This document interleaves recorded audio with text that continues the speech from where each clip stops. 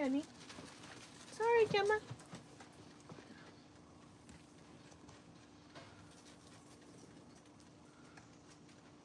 Good morning, good morning. The sun's not shining. Good morning to you. Good morning and happy Monday, everybody. We are going live this morning because we're gonna get everything prepped for the animals. I've been going since 4 o'clock this morning. Hi, honey. I got lots of puppies here today. You'll see puppies running around and stuff like that. They're gonna be able to be adopted at Critters & Co. You can go there and fill out an application if you're interested in them. These puppies were found at a graveyard and they were dumped and abandoned, and then they were dumped to Redstone Husky. Redstone Husky had already committed to taking care of other dogs at that time, and so they had to find another rescue for them to go to to be rehomed. She reached out to all of us, and we were in a position to be able to help, and so they sent the 5 puppies up here, which I'm now fostering, and I'm partnering with Critters & Co. in Clinton, Washington to get them rehomed, because as you know, I do exotic animals. But I do help in the domesticated side of things when I can, and right now I can. So we have 5 puppies here. Hello, babies. This one's my favorite. My favorite's one, kennel name was Zombie. It would be the puppy I would keep if I was gonna keep one, so I renamed her. Sorry, Janelle. I named her Gemma. So this is Gemma. Gemma. Oh, it's a good girl. Oh. This is Gemma. Isn't she cute? This is Gemma. She's my little shadow. Hi, Gemma. And then we have Banshee, Spectre, Banshee, Spectre. I'm looking at them right now. Phantom, Gemma, and hold on, it'll come to me. I'm still learning all of their names. When you already have 10 dogs yourself, to remember 5 more names on top of the 100 animals that over 100 animals you have out here, gets a little lot. Banshee, Spectre, Phantom. Yep. No. Gemma. Oh my god, what's the last one's name? Spectre, Banshee, Phantom, Zombie, and what is it? What is it? Hold on. This is gonna drive me nuts. Give me a second. Oh, Omen! Haha! Thanks, April. Omen! So, Omen's cutie. He's a good boy. Omen's a really smart dog, like probably the smartest of all of them.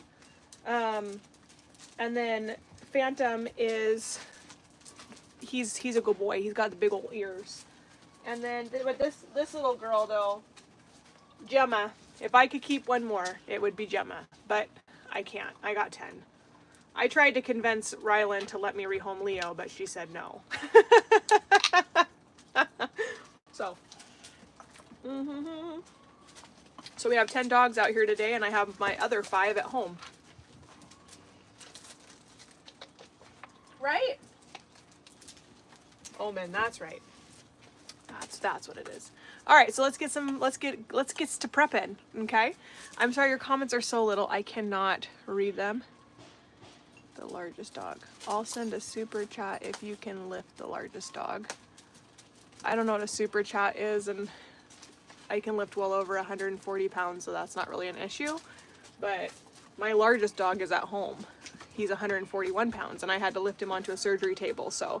And I have 140-pound wolves that I've had to also lift on surgery tables, so that's not really an issue at all. Right, Dobby? So, that's part of the work that we do here. That's actually a requirement for being able to work out here, is that you have to be able to consistently lift 50 pounds all day.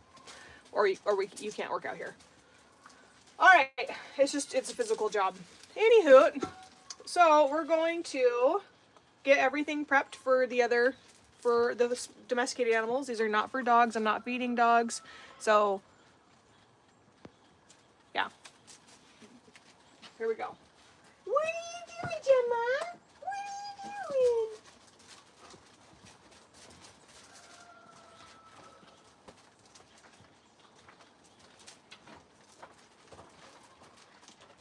doing? Okay.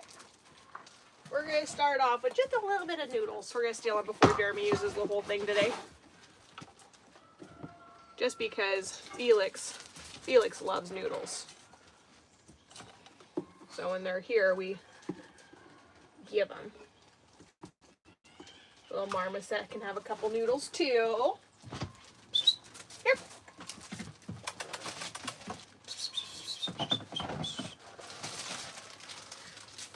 Good dog. All right, Omen. All right, Phantom. Yay. So anyway, we're gonna get some raccoons. Their favorite thing is grapes. So we're gonna get them some grapes here today. It's actually like nice and cool. Like it's like a good temperature today out here in Washington. We have not had a summer really. Like my pool has only had a few days of use this year already, and that's about it because it's like it's not warm. Only had a couple hot days out here. They're chewing on sticks. Oh my gosh, they're having the time of their life. These little puppies. I'll be driving down to Clinton and spending the day down in Clinton with my kids. I'm bringing Debbie a surprise, and then these dogs will be at Debbie's all day to be up for adoption. And if you're interested in adopting, you do have to fill out her application. So go do that if you're interested. If you are in Washington State, they will be there on Wednesday, and then I take home what doesn't get adopted on Wednesday. And man, having puppies, it is having 5 puppies. I have 15 dogs at my house right now. It's a lot. It's a lot, but it's not a lot at the same time, which is really weird. My dogs have access to inside and outside, so they can do what they want. And so the puppies follow me everywhere now. And so they help me clean the garage. They help me do laundry. They help me fold laundry. They were practically there every step I made. They were laying under the table as I was separating all the laundry out. You know, they were there when I was cleaning their kennel. They just kind of hang out all day. And they only go in the kennel at nighttime right now. So they did really good driving out here today with the big dogs. Right, Murphy? You having fun with the puppies, Murphy? You having fun with the puppies? You're the good boy. You having fun with the puppies? So, and my dogs do just fine with puppies. So Milo and Kova was the first one to meet everybody. She's kind of the mom, and she's just like she was having a hoot. No, good dog, good, yeah, good girl. Hi, Gemma. Hello. Hi, Omen. You two good puppies. No, you good puppies. All right, but we're gonna get them all taken care of. I'm teaching them not to bark right now because it's a little. There's a couple that are a little obsessive with barking. Hi, Omen. Hello. There's my Gemma. Okay, push out. And no, you guys, it's not dog 11, so I don't even want to hear it. It's not dog 11. I can't keep another dog until I do. Cooper, no, come. Cooper, no. Cooper, no.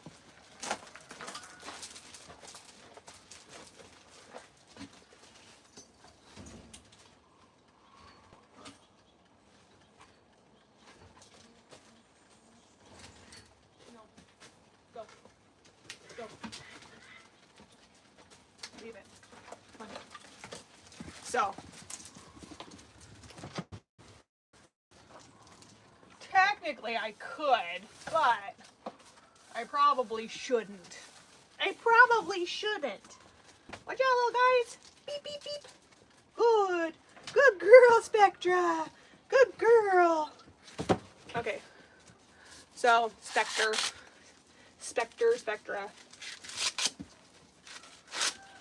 All right. But anyway, they had a long trip, huh, Phantom? You drove all the way up from Texas, 3 days in a crate. That was rough, man. Now you guys are subdivided into 6x6 runs at nighttime, and then you get the whole house and yard through the day. Are you having a hoot? Are you having fun? Watch out.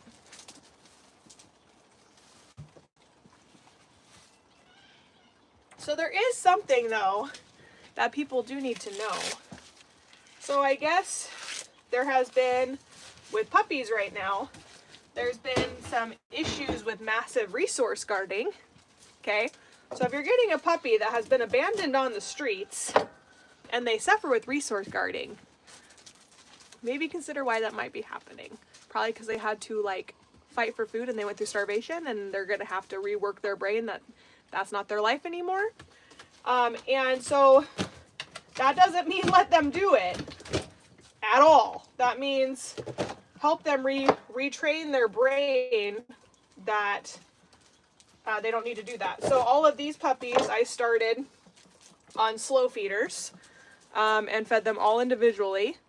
And then I started working with them on the second meal, 2-2 a food dish. And whenever they got aggressive with each other or reactive with each other, there was consequence. They had to sit back and they had to wait and sit and calm down and come to like a calm submissive, and then they could come back and join.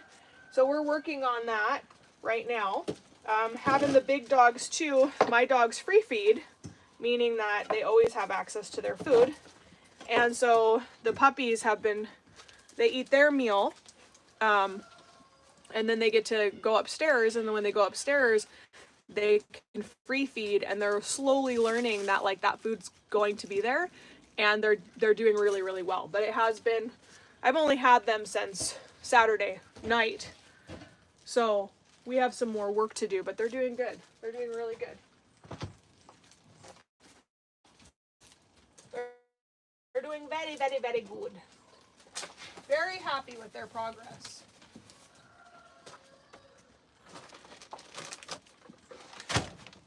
And we're learning not to jump. That's been a fun one. We're learning that we don't jump. We're learning that we don't bite hands when we jump. And my pack has been really good to teach them that they don't jump and grab faces either, because my dogs will say, hey, don't do that, which is good for them. They need that. All right, so we got some skunks, got all that, but they're doing really well. They were with my pack the night that I got them. I brought them home. I was home about like 9:30, and then yeah, 9:30, and then we came home, and Rylan and I did the slow introduction to all of the pack so that they weren't overwhelmed. And man, they've had a lot of fun. They've had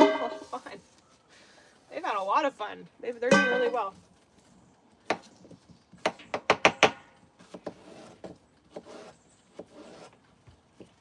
Now they just get to hang out and be pups. Yumma! Yumma! Good girl! That's a good girl! She's a good girl! That's a good girl! So, anyway, they're doing good.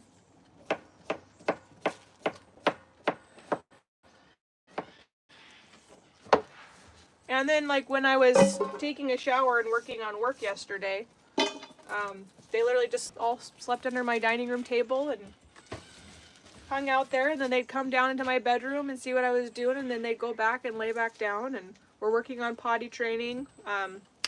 So far we've only had one accident in the house. Other than that, they're doing really well. So. Hi, Banshee. You're so sweet. Alright, so we're going to do a little bit of cheese for these guys. Just a little bit. They like a little a little flavor of cheese every once in a while. We don't do a lot of dairy for obvious reasons. Dairy is not even really good for our tummies, it feels like, anymore.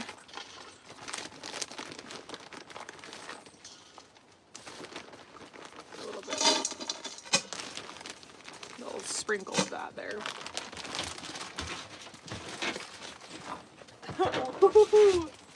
That smell yummy? Does that smell yummy? I bet it does. I bet it does. I'll bet it does.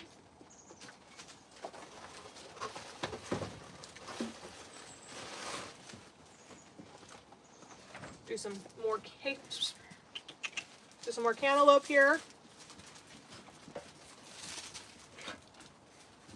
I got so much to do when I get home today. So much. I'm hoping my control board comes from my washing machine. I had to hook up my old washing machine. And then my old washing machine, for some reason, the spinner wasn't working. So I had to take that apart and fix that really quick. So I got that all fixed. So I did like 8 loads of laundry yesterday. I have about 10 more to do to catch up from not having a washer for the last 2 weeks. It's been exhausting. On top of you guys, but you've been easy. You've been fairly easy. You've been fairly easy. Poor transport, man. They were a talkative bunch on transport. So, you can hear the foxes scratching down there. We're gonna do this for the coatis. We're gonna do half of this for... Are you making it comfy, Maple? That's good. Do this for the skunks. We'll cut this for the marmoset.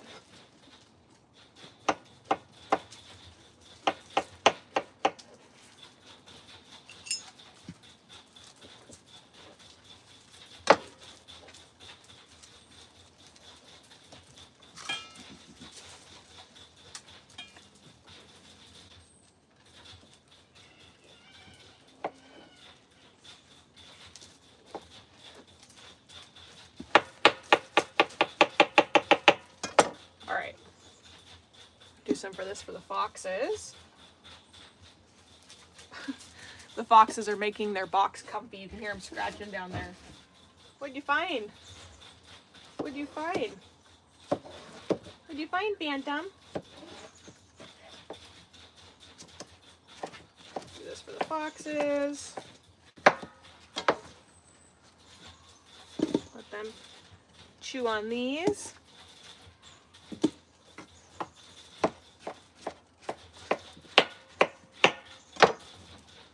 Boxes. So we have over 100 animals. We actually have like over 130 animals. And we do wildlife, for those who are new here, we do wildlife education and rescue. And so we're working right now, our organization as of right now is strictly donation based. Costs $600,000 a year for us to do what we do. And it's been a challenge, let me tell you. It's been a challenge. It's been a lot of constant fundraising. Everything in the animal world is extremely expensive. Everything. So, all right, there we go. Now we should be good to add a meat source.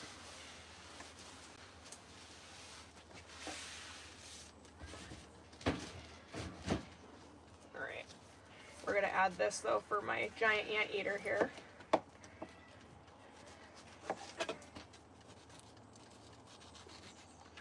Around the seed. Ding! Eggs are done.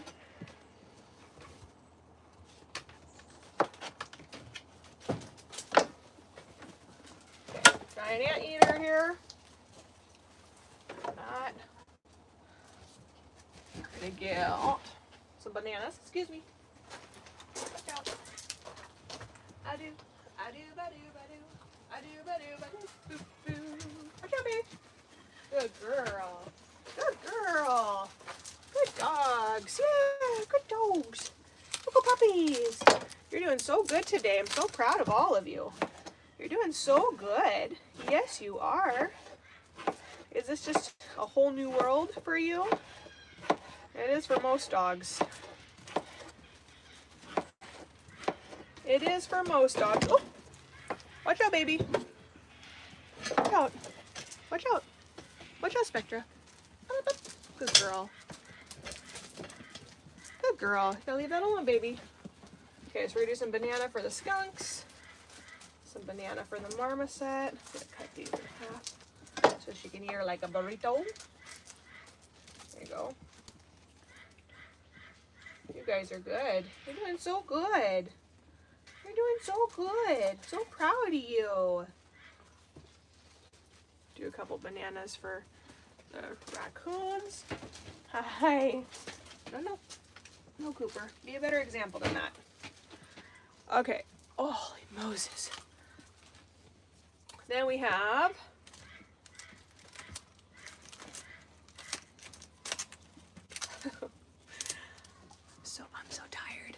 I'm so tired. I'm so tired. Okay.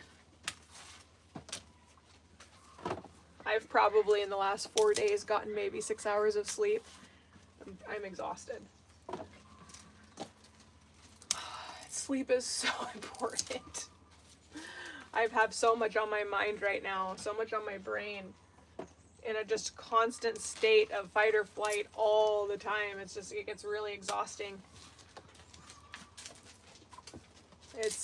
Rescue's hard. Rescue's hard. Constantly begging for money, constantly, you know, to survive and all that. So we are going to be sending out our annual report to all of our donors, everyone who's on our newsletter. We're almost done with that for 2024. We've rescued this year alone 19 animals. We've rescued this year alone. Thanks to your guys' help. But for us to continue to stay open and for us to continue to be able to rescue, we do need your guys' help. Symbolic adoptions are almost done, but we do have 2 animals you can symbolically adopt right now. Our ultimate goal, so that you guys can see it, is we need to get $1,000 per wolf per month. We need to get $450 to $500 per small mammal for us to be able to maintain operations. So if you're interested in symbolically adopting Beanpole or Porcupine, who you guys are going to meet today, you can click on the link that we have in these videos, and it will take you right to adopt Bean, the porcupine, or adopt Zeus, the gray wolf. So those are the 2. When you do adopt them, you do get a package sent to you. So you get this thing that says a adoption certificate, a little bio about them that you can print out, some social media stuff that allows you to do posting and things like that. So you get that package. Now, symbolic adoptions are not like expected of a certain price. Like, we're grateful for everything. So if you symbolically adopt an animal, you pick what you can afford. So if it's a cup of coffee that you can afford, $5 a month, we're grateful for $5 a month. If you can afford 10, 25, 30, or if you want to adopt 3 animals at $5 a month and have $15, or 4 at $5 a month and have 4 animals that you sponsor. All of it's going through Zeffy. Zeffy is a nonprofit organization that allows nonprofits to not have to pay transaction fees. So when you donate $5, we actually get $5 and have to pay no transaction fees. And you do get your tax deductible sent and emailed to you every month immediately, so you have those for your taxes at the end of the year, because we are a 501c3 nonprofit. We are a charity. We're able to accept any donations like that. So anyway, our goal though today is to get Bean to $500 in donors, and that is, we're at, I think we just started on Saturday. We got $40 for Bean right now a month, and so we need to continue to grow that. So please consider adopting Beanpole, because she does need your support, and we really are grateful for all of you who have already shown so much support for our organization. All right, let's see if these eggs got hard-boiled the way I needed them to. I wanted to try giving the foxes some hard-boiled eggs today. Ooh, the puppies smell them. Hi, Gemma. Hi. Sorry, Janelle, I changed her name. Just hers, because I love her. And she just wasn't a zombie to me. She's the one I like the most. All the other ones,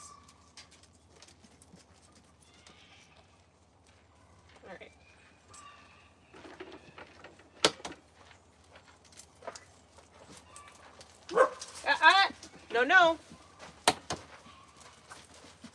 Good dogs.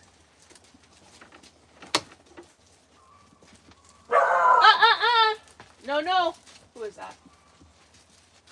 I'm trying to think of who that is. Banshee! Banshee, no, no, come! Banshee, here! Banshee, here! Banshee, come on! Banshee! Hey! No. Come here. Come here, Banshee.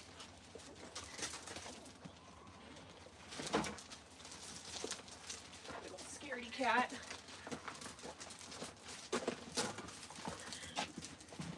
This little one. This little one. No barking. You're okay.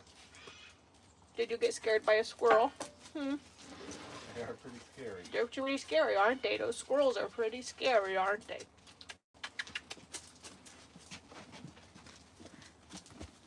Okay. All right. Let's continue. I have lots of hard-boiled eggs over here.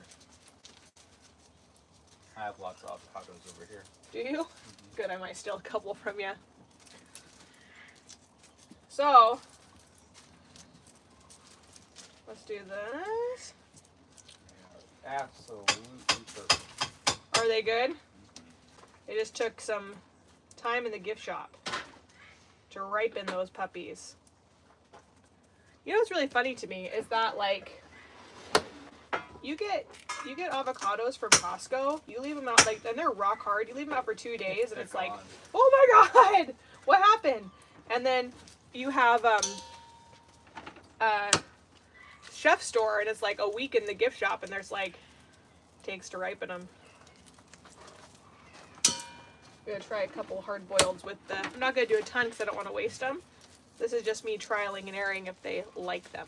So we're gonna do a couple each. There we go. And then little skunky skunks. Pull those open like that. Bloop. Man, yesterday, I really needed to go to Costco yesterday. It didn't happen. I was like, nope, no thank you. No more. No more. I can't do any more. And I'm sorry, I can't read comments. They're like this big, and I'm afar from you, so. Near. It's the best one ever.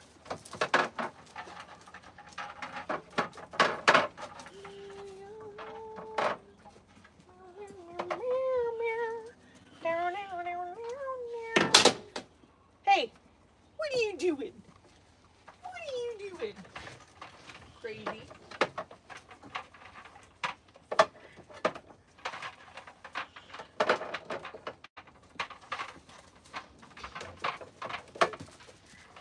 They came and picked up that stereo cabinet yesterday. Yeah. It's just a younger kid. And I asked before he walked in the garage if he was okay with dogs. Because Chloe was obviously with me. Oh yeah, I work at Home Depot. Okay. Look at that one. It's tiny. Our little new chickens are, yeah, well, you know what? Those of us who work in places where dogs are allowed to come in, like Home Depot or Lowe's, please make sure you ask if you can pet the dog. And don't get down. Don't get down on your knees to pet the dog. Or lean over like this. Or lean over them. Encouraging them to jump. Yeah, please don't do that.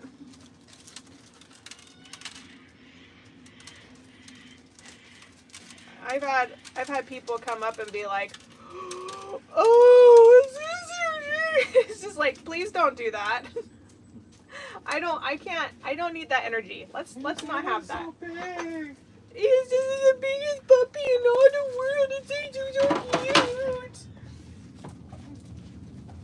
All right, now, believe it or not, my raccoons does not like hard-boiled eggs. I don't know why. They just don't. How about we don't eat cardboard and say we did? Okay. Thank you. Good dog. All right. Sit. No sit yet. I've had it for a day. Well, you know. I know. Or they just don't listen to you. No, they were when they were jumping. Stay down. Get down, Chloe. Where do you put those Attack. photos? I'm actually surprised I didn't have any bigger growl from her. She did. Did she? Yeah, over there. Did it work? No, they don't. They don't care. They don't care. They don't care about your They growls. don't care about her growls. They're like, okay, listen up here, you little old lady. We're from Texas. we lived on the streets. Yeah, we're from the streets. We know what it's like for real survival.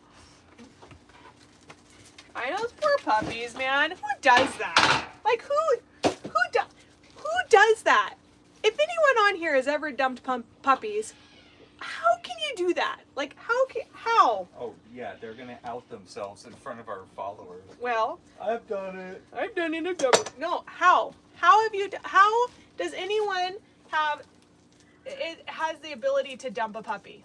Like, I don't understand it. Like, oh, well, I let my dogs breed. I was irresponsible, and the shelters are full, so they're closed intake, so they're not taking the puppies. So instead of trying to solve the problem in which I created, I'm going to go dump them and hope that somebody else takes my problem and fixes it for me. Or worse yet, dumping a dog that's spent the last 13 years with you. Dumping them on the street. I just don't understand. I don't understand it. Here, I'm gonna make this. Sickening. I'm gonna make my problem your problem. There's a rescue that will jump in. It's okay. We'll put the financial burden on them. Let's do that. If they really care. If they really care, they'll go and save them. And you know what people are creating? Rescues are full. They're having to say no. They're not able to take the dogs off the street. And now dogs are just remaining homeless, and now they're attacking children. And a whole bunch of bad stuff is coming from it due to your irresponsibility. And since they saved that one, now 5 others didn't get saved. Yeah, it's absolutely ludicrous. I don't understand it at all. It's so frustrating to me. It makes me so angry. So tired of people expecting other people to solve their problems. If you made the mess, you clean it up.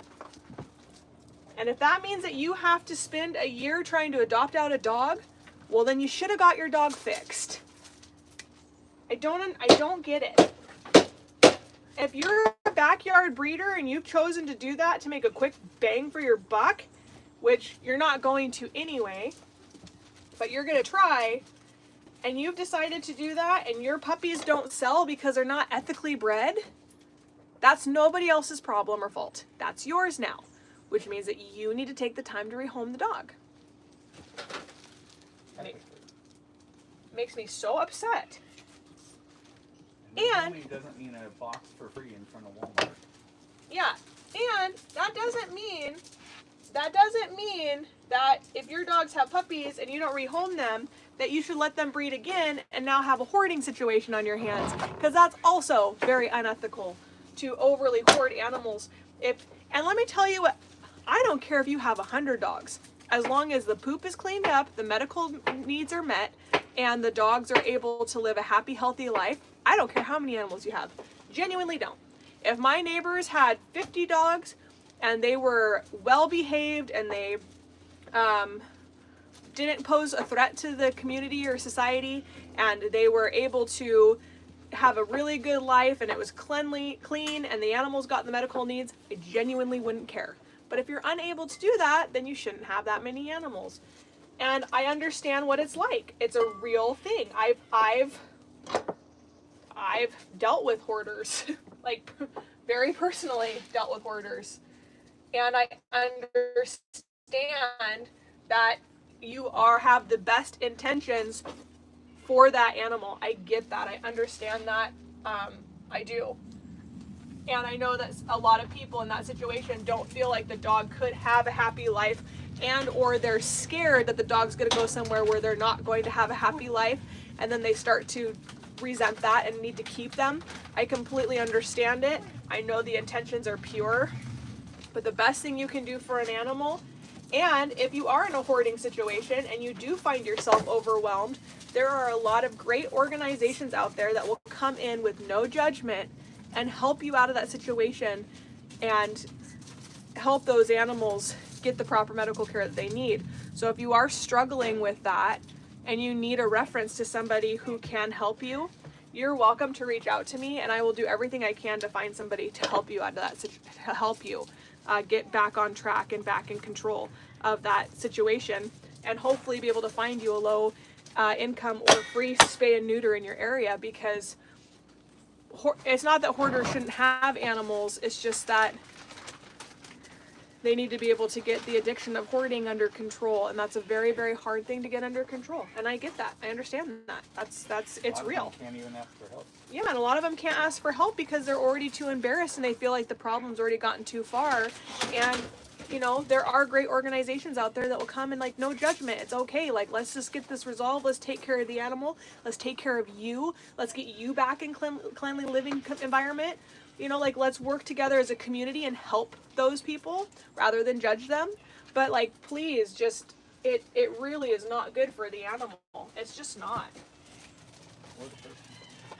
But if you're doing it right and you have, you know, you're on poop control and your house, your dog, your animals aren't taking over your house, you know, good for you. Like, you're saving dogs. 5 puppies per day. A lot of poop. A lot of poop. I mean, is it doubling your bag now? Do you have to get another trash can? I literally yesterday, so I clean up poo at my house. I clean up poo at my house every day. And it's about 1.5 buckets of poo from just my normal 10 dogs.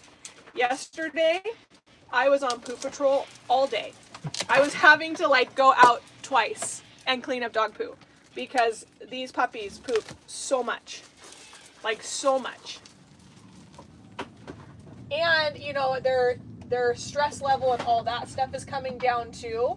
So it's not quite as thick as it normally should be. So that's been fun also. But that's just part of it. A little bit of probiotics. I don't want to give them anything. I want them to. Probiotics. Yeah, I don't want to give them anything. So, okay, I'll clean this tray out. Watch out! Beep, beep, beep, beep, beep. Beep, beep, beep, beep, beep. I installed my new ceiling fan yesterday. I did 8 loads of laundry. I worked on my annual report yesterday. I played with puppies since 5 o'clock in the morning. I went live on Patreon and showed them what was going on. Installed the washer. I installed a temporary washer so that I could get my stuff done until my control board hopefully comes today, fingers crossed. If it does not, I've already asked for a refund for my 20 bucks extra that I paid for overnight ship because I did not get it overnight. Let me tell you what, that was very frustrating. Yeah, it's been an adventure, let me tell you. So these are for the foxes. Yesterday was a super busy day, like super busy day. Were they able to keep up with Rylan? Rylan, like, she came out, she played, she had fun, and then she was like, okay, I'm gonna go talk to my friend on the phone. And then her and Shep came out last night, and they were watching a movie in their playhouse thing, and go, B. It was good. I said, go, B. There was a bee by me. Not Gobi. No. Anyway. But the puppies did good. Oh, and I did 8 loads of laundry yesterday. I have several more to go. The washer was like, yes, I'm not obsolete. I'm working again. She loves me. You had to fix my spin. You had to re-strap the belt. But it's okay. Was that the only thing? It just needed a new belt? No, the belt slipped off somehow. I think it slipped off because of like it being moved around all like in my garage so many times. But anyway, I fixed it. Ah, the good old days of easy fixes. Yeah.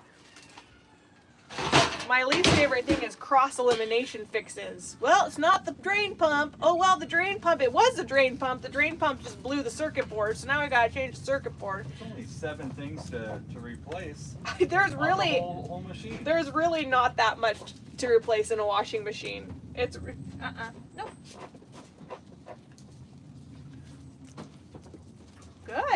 Good boy. That's a good boy, Phantom. Good boy. Anyway, there's not a ton in a washing machine to replace. And it's actually very simplistic. And you know what I found when I was fixing my washer, trying to attempt to fix my washer?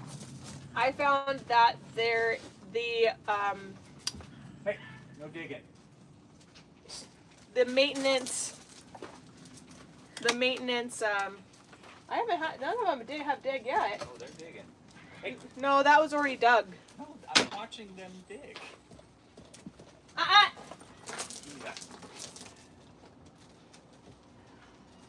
Not well. Well, they're still new at it. Good dog. He's like, my time, my opportunity to go eat some turkey. Hi, Hello. honey. You dig over here. I'll go over there. Yeah, grab the whole thing. We'll share it. What are you doing? Are you hiding? Yeah. Are you hiding? That one's the shy one.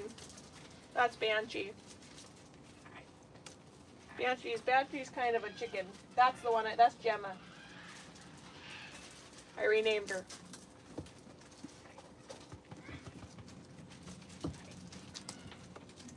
Almost there, guys. Then we'll go down and feed everybody. I feel like I'm moving so slow. I've like exhausted my energy since 5 this morning and now it's gone.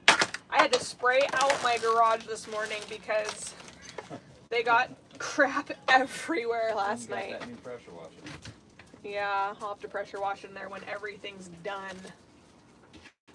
You have drywall in there? It's concrete. Oh, that's good.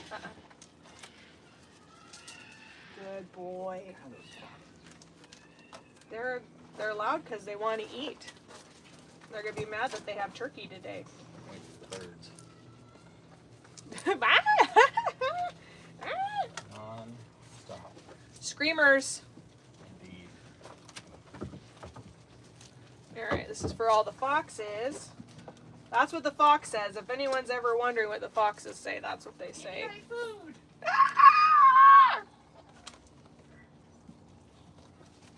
Phantom's a sweetheart, but Phantom's a barker, man.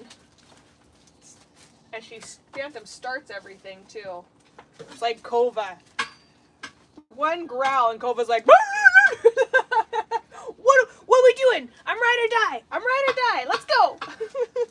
It was so quiet before though. Kova? Oh, well, yeah, he just got off transport.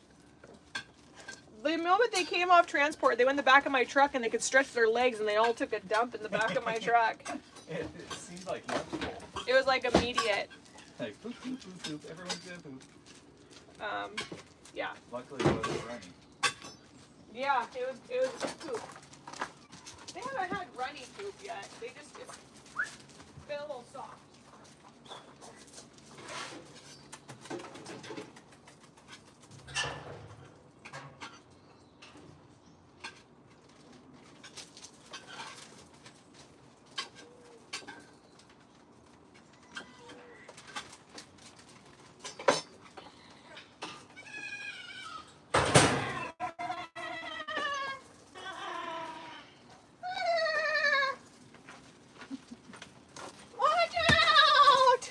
We got some whole fish for the raccoons today. They like to eat the eyeballs out of them. It's their favorite. Yeah, they won't eat hard-boiled eggs. But they won't eat hard-boiled eggs. I'm missing a fish. Usually there's 4 in there. Not today, there's 3. Good thing one likes eggs more than anything. And then this is for the other ones. Ooh, that fish juices taste yummy. Mmm, fish juices. Take what you can get, I guess. Hi, Gemma. All right, so we're gonna do some turkey bacon for the coates. Oh my goodness sakes. Go away. Go, go, go. I don't feel like being stung today. Go.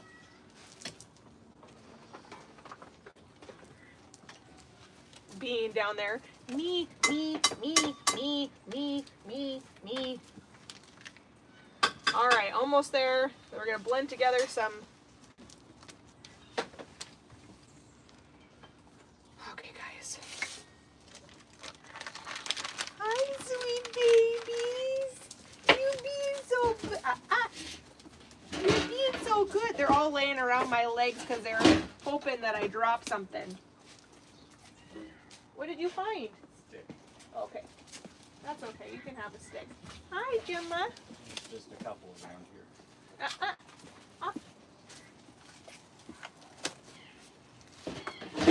All right. It's really fun to watch them They sleep grow and learn. No, if a light I had to hang a blanket over my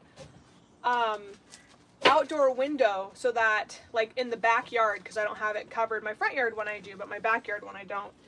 And I had to hang a blanket over it because anytime they see anything, a light come on, they bark at night. My lad used to cry at night. Well, if I didn't think they were going to crap in my house all night, I would just let them run my house, but so that they could go outside when they needed to. Oh man. But they bark. They'd end up chewing on stuff. Well, actually, no, they haven't been chewers really. They haven't been big chewers. They haven't destroyed their beds. They have beds in their thing. They haven't chewed up those or anything. It's just been I don't want them to poop and pee in my house. I put a ticking timer or a clock in with my lad. Help them, didn't stop it though. Hey, Gemma, off. Good girl. All right, let's do the anteater. Watch them get scared. Good puppies. They're all sitting right here.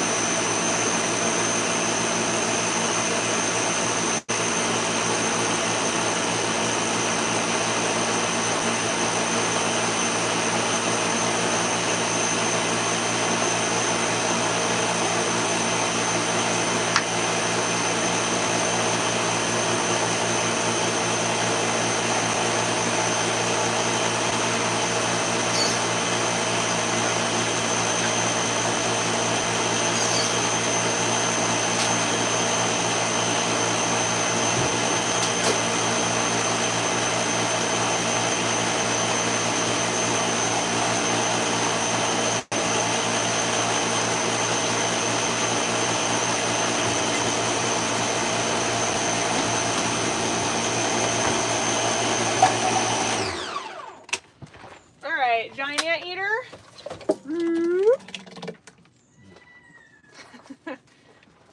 Jeremy loves banana smoothies. Clumping down too. Some raccoon food. Some fox food. Ugh. Some more fox food.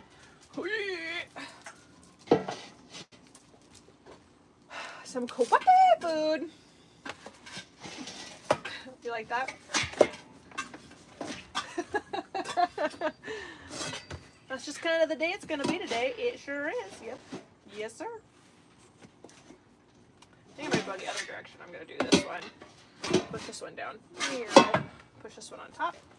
Then we got some skunky food, which we'll put right on top of here. And some more skunky food on top of here. And then we'll put Beanpole, the little porcupine. We'll put her right there on top of the fish. Okay, I'm going to go drop these down below. Then I'll come back, I'll get you. Then we'll take the marmoset, we'll feed the marmoset, and then we'll go down and feed everybody together. Just give me 1 second.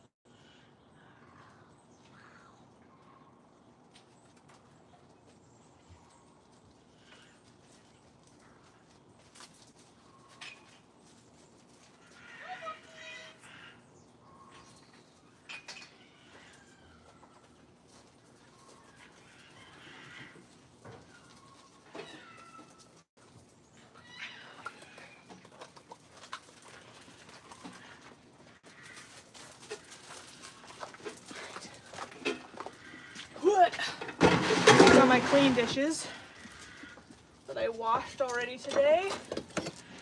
Yeah, so I got here about 6:50, 6:40, and I went down, cleaned the dishes from Saturday because I honestly had no more strength Saturday to clean the dishes. And washed all the pots, washed all the wolf pans and all the small mammal pans, and I went and cleaned. Nope. Good girl. Banshee. Banshee. Good girl. Good girl. I went and pulled the all the small mammal bowls, got all those washed, got everyone clean, got everyone fresh water. So I'm done with everything down there except for feeding. So and then I went live. All right, let's. Psst. Okay, we gotta shrink you guys down here. 1 sec. So we're all on the same level here.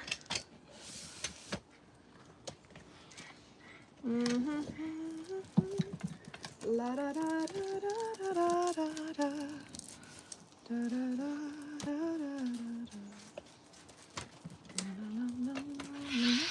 Those are the foxes. All right, let's go. Puppy pose.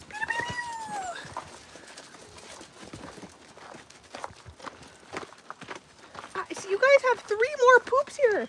I swear to God, I just cleaned them all. Okay, I'll clean them when I get back before I go down there because I don't want you guys walking in it and then bringing it into my truck. Wait. Good puppies. Good job. All right. They're all gonna wait for me. Okay. Oh man. Packs of puppies. I couldn't imagine having 11 at my house or something right now. Like puppies. All right, ready? Marmoset. This is Dar Dar. We're gonna go get Darwin's cup, and I gotta wipe that out.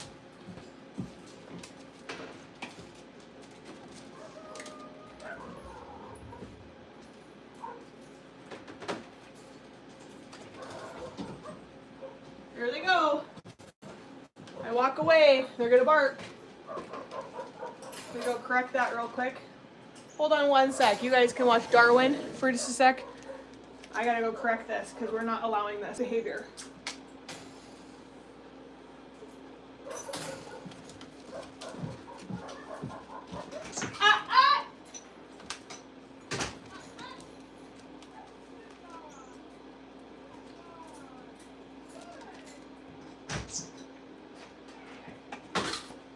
Sorry, we're not allowing that. That is unacceptable.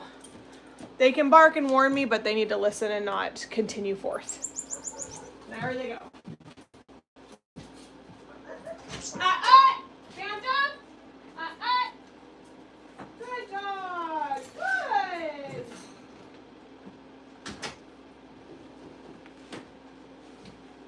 I guess it's good practice, right? So this is Darwin. Darwin is a marmoset. I'm gonna wipe Darwin's bottom tray out here real quick, because I know, you get real dirty though. Oh, don't chirpy at me.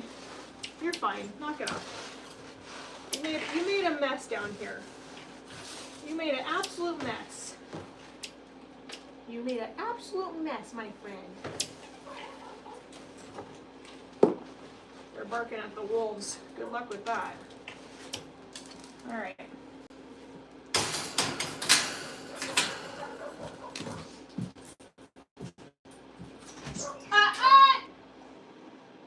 Yes, good dogs. Good.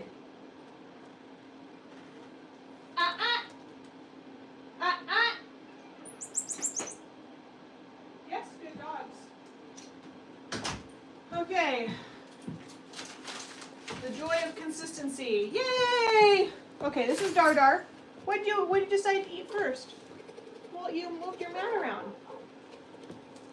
They're barking at they can see the wolves. Come here, Dar. Come here. You want that? What are you eating first? You having cheese? So this is Darwin. Darwin's eating cheese first. I gotta go.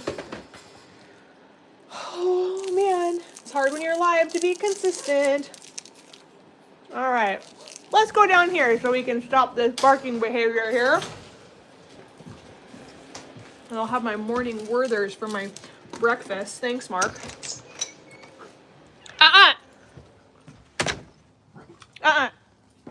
Who is it barking? No. Banshee. Good dogs. And then look at my dogs. Like, are you kidding me?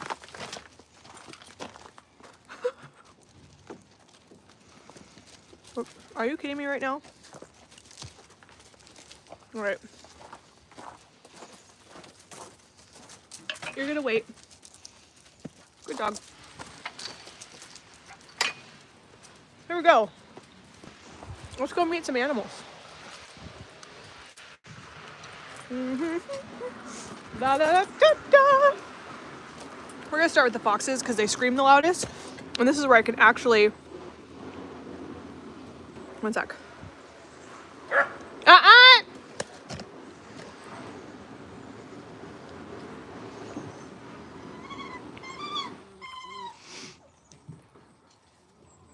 How many paws are it? That's a hard question. No.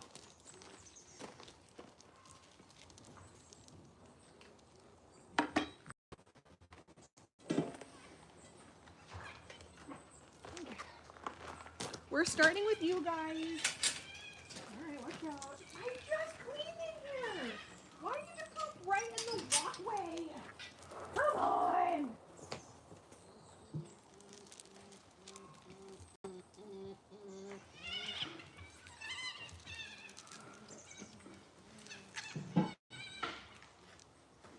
I just picked up all of your poop. All of it. You just pooped again. But right in the walkway. What a stink. All right, so here's some of our foxes. These are 6 of our 12 that we've rescued this year. They were gonna be a fur farm. So we have Anisio, Chloe, Anne, Taz, Swiper, and Rascals up there eating right there. There's our, and yep, there's all 6 of them. Right in there. Yum, yum, yum, yum. So these guys couldn't legally be released into the wild, so that's why they're here with us. They were bred for fur, and Save a Fox went in and saved them, which was a really remarkable thing for them to do. And they rehomed 400 of the 500, and they're working on the last 100. I think they have like 80 some left to rehome, which is remarkable. That is, well, now the hard part about that is paws are different than like reptile toe beans, you know, and here's Bean impatiently seeing her corn there going, why am I being fed second? Why am I being fed second? Beep, beep, beep, beep, beep, beep, beep, beep, beep. Back up. Back up. There you go. So this is being pulled. We have to go feed the other foxes. They're screaming bloody murder first. Oh, she went for a banana first today. Look at the cute little. So now Bean is available for symbolic adoption. You can adopt Bean by clicking on our link in our bio. We don't put a price tag on our symbolic adoptions. We're grateful for whatever you can do to help us monthly be able to take care of Bean. Our goal is to hit $500 in monthly contributors for Bean to take care of her. That's for medical, water, power, food, bedding, cage maintenance, all of that is what we need your guys' help with.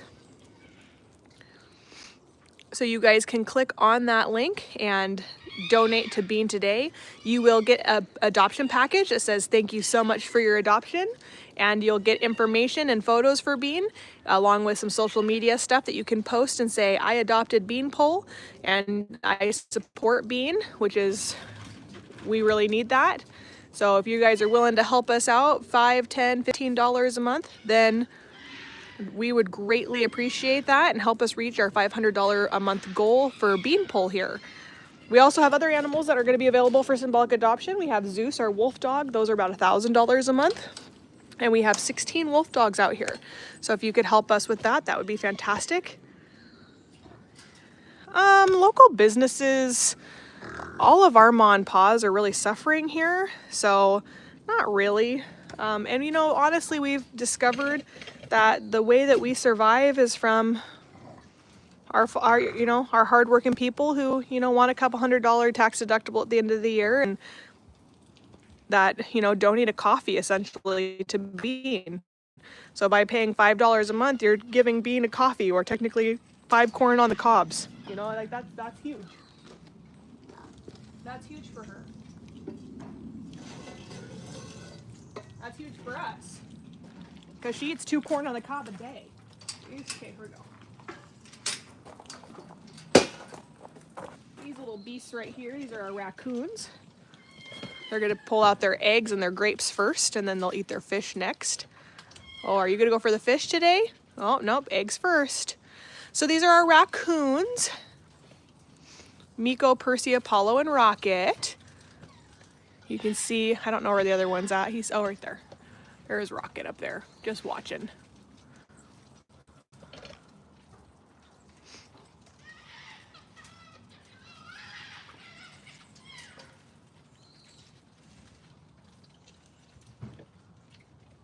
But we've kind of found that our people are the animal-loving kind of people, and they help us out tremendously. Now we're gonna go feed Squeak's goose. Squeaky is a Coatimundi, also known as a coate. This little baby right here. Yeah, my other foxes are the ones being loud today. My quiet ones are my loud ones today. There we go. There's Squeaky's.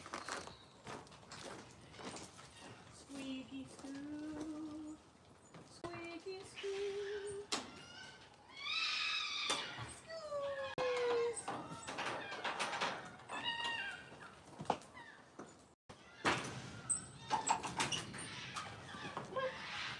Let's go. Thank you. There you go.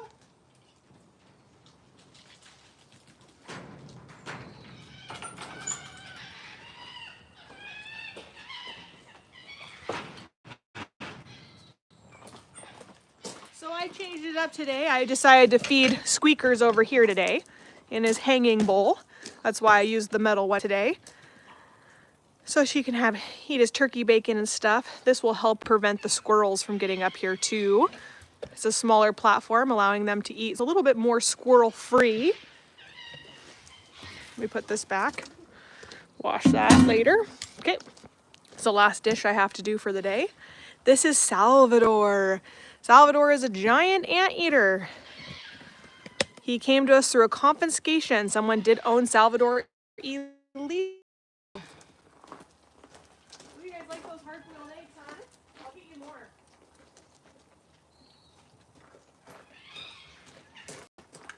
Ooh, they're loving the hard-boiled eggs. I'm gonna go get them some more. Hi, Salvador. Salvador. Salvador. It's feeding time at the sanctuary.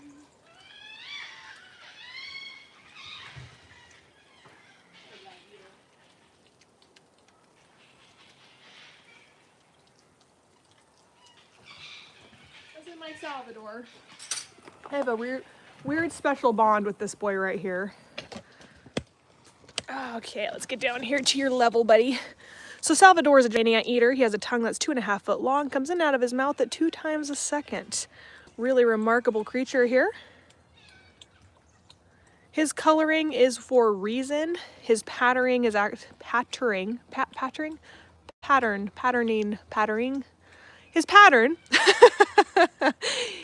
His pattern is actually for reason. It's black and white so that it allows him to give a natural warning to the animals around him. He also has a tail that makes it look like he has 2 heads. That is to actually keep him protected so they don't know what side to attack. They have very, very powerful claws. They are one of the only animals that can defend themselves from a jaguar. And that is really remarkable that they can do that. Oh my gosh, those other foxes are never that loud. They are today. Now, if you look at the size of brain versus body mass of the giant anteater, you'll see that they have one of the smallest brains for body size versus brain size. But they're not stupid animals. Like, they're actually very highly intelligent.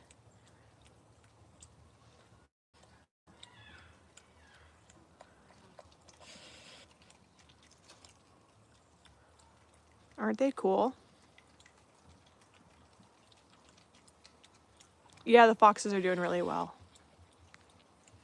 We're really happy with the progress of the foxes in just the last couple of months. The other foxes are just hungry. That's why they're screaming at me. They're saying, feed me now! Ah! I'm coming! Hold on! You know the drill. You can't even see me. Okay. We got this for Odie Cologne and this for my other Kawadi that I have. Odie's already impatiently waiting right here for some food. Sounds like they're having a screaming match. There we go. Hello, Odie.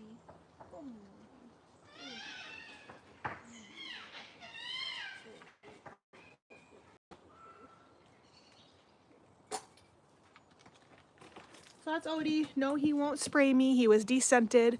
Most animals that are captively born are descented. It's your birthday!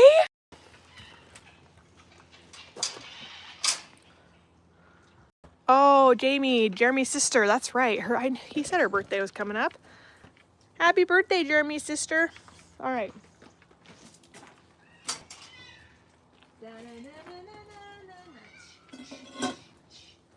This is Felix. Felix is also a Cotamundere Kawadi. He's just a white-nosed Kawadi. This is a neglect case that came into us. Was a turnover. Somebody found that he was being kept in really bad conditions. He's being kept in a dog crate. He had a dislocated hip that had broken or dislocated and had healed incorrectly. Had a BB in his shoulder. He was flea infested to probably one of the worst flea infestations I've seen in my 26 years. It was remarkable.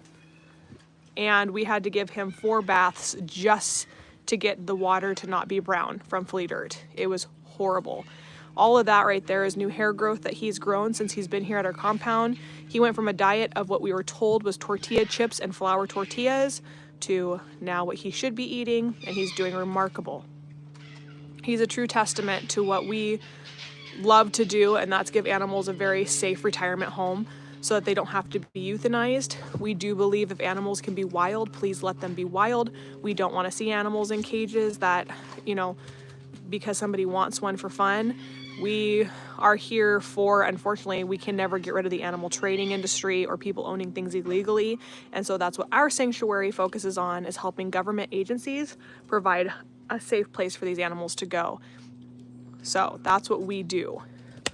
But again, if he could be safe in South America, then we would love him to have gone there, but he can't legally be re-released. All right, cargo and other screaming foxes. Cargo and the other screaming foxes. Here we come. Oy vey. I swear to goodness, did that little bugger take his little, oh no, see, look at this little hard-boiled egg. Our chickens are just starting to lay. Hold on, guys, sorry, my elbow is on fire. There we go. Hurts really bad. I'm coming, I'm coming, I'm coming. Hold on. All right. Bum, bum, bum, bum, bum, bum, bum, bum.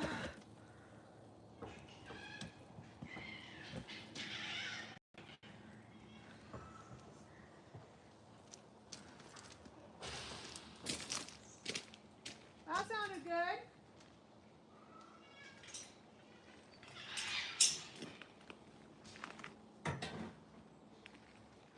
So that's Cargo. Cargo was out the other day, roaming around that we got to see. Hi, Gemma. Little puppy watching me from afar. You're so cute. Gemma's my loyal one already. She's a good girl. Okay, let's go to these screaming banshees down here. Hey, Akasha. Akasha. Simmer down. Simmer down, Akasha. Simmer down. Okay, let me get in here safe first. Let me go shoot a chicken.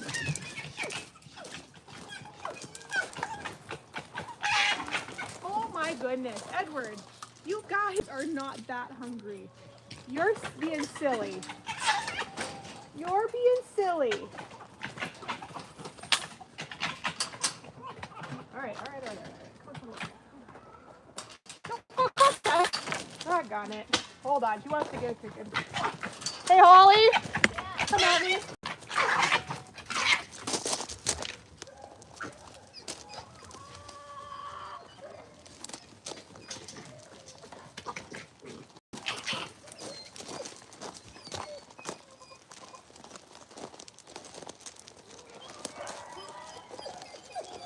You wanna go that side?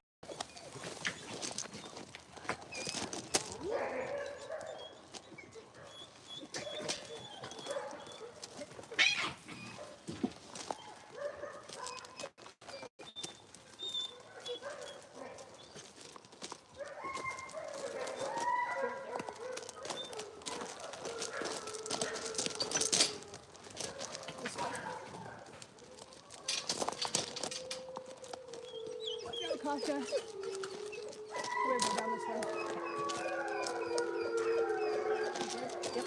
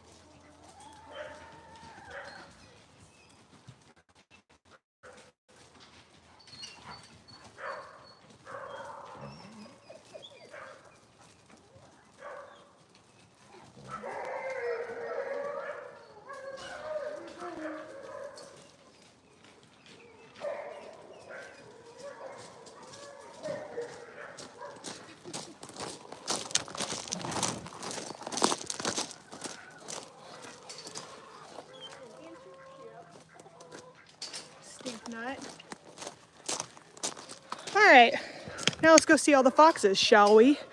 Crime and Netley. Akasha. Thank you. So, Akasha sneaked by me, but there's nowhere for her to get out. So, just had to grab her, and now she's eating her food, which is what she was trying to get to. That's why I try to get in here without ya. But they have 3 fences they'd have to go through. Watch out. Akasha, move. So, watch out, Faith. Oh, Faith is starting to lose her coat. Look at, she's starting to drop her fur.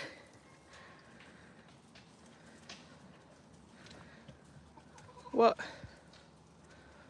that's what I was asking for. I don't know what that means. My fox, yeah, she snuck past me, but she can't get out anywhere. She could get out, she has to go through on this side, 4 fences, on that side, 3 fences, on the side beside me, 7 fences. So she can't go anywhere. So these are foxes.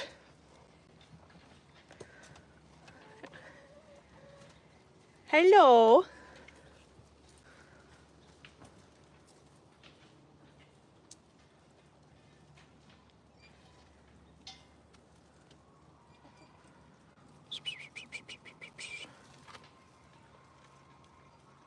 Lots of blockies today. So they're in captivity because they were bred for fur farm.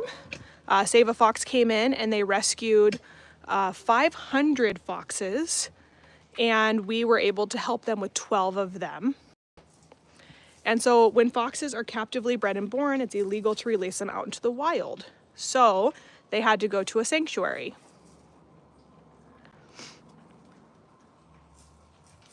Don't pee, Kasha, don't pee on my shoes.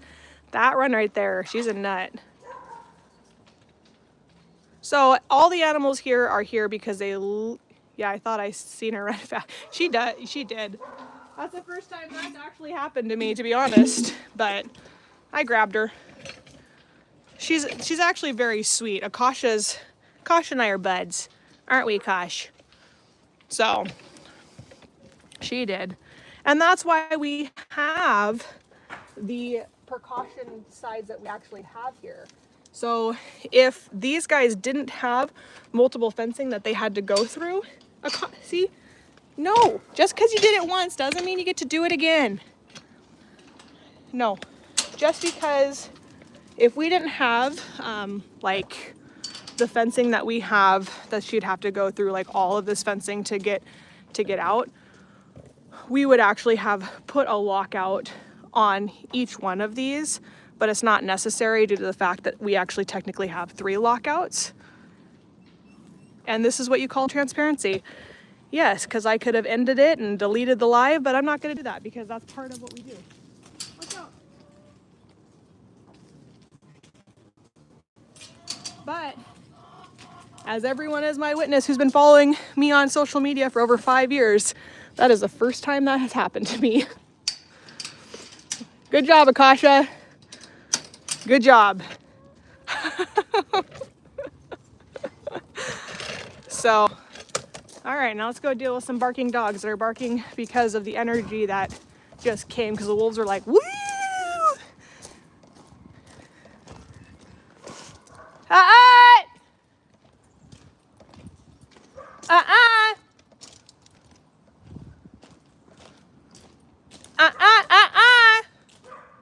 Who is it? 1, 2, 3, 4. Banshee! Banshee! No. Good girl. Good girl, Banshee. Good girl. Good girl. Banshee's my barker. She has the most insecurities. Yeah, first thing for everything. But that's why we do what we do. So like, you know, and that's why you have lockouts. Because that stuff can happen. And perimeter fences and all that other stuff. For these guys, if they got out, they have 3 fences they would also have to go through. And the giant anteater has taken a step out that window and then come and like walked around this area.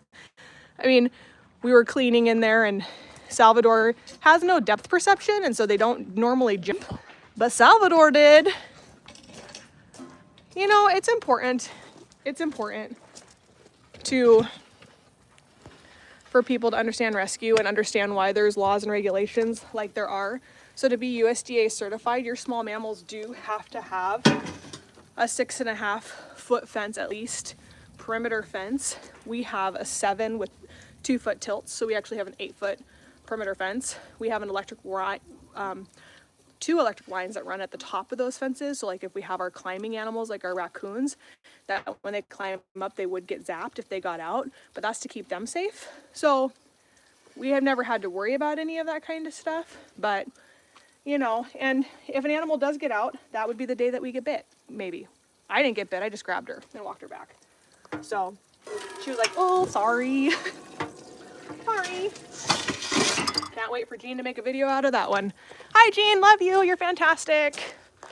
All right, so thanks for joining my live, thanks for watching, thanks for doing all that. Please note, Jean, that our stuff is actually officially copyrighted now on both not only our Patreon, but our other thing.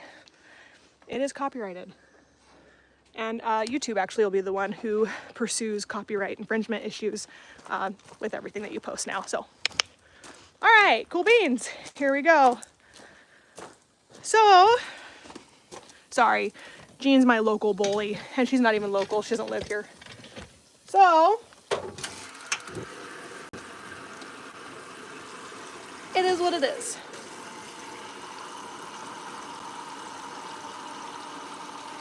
Hello. All right, so let me just wash these real quick so that I'm actually done with all my tasks that need to be done today, and don't leave myself anything to do tomorrow other than the tasks that need to be done. I'm gonna do this just real fast.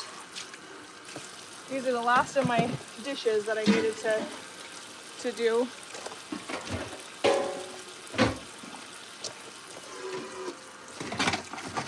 These are the dishes that I don't pull until I go in and give them a new batch of food.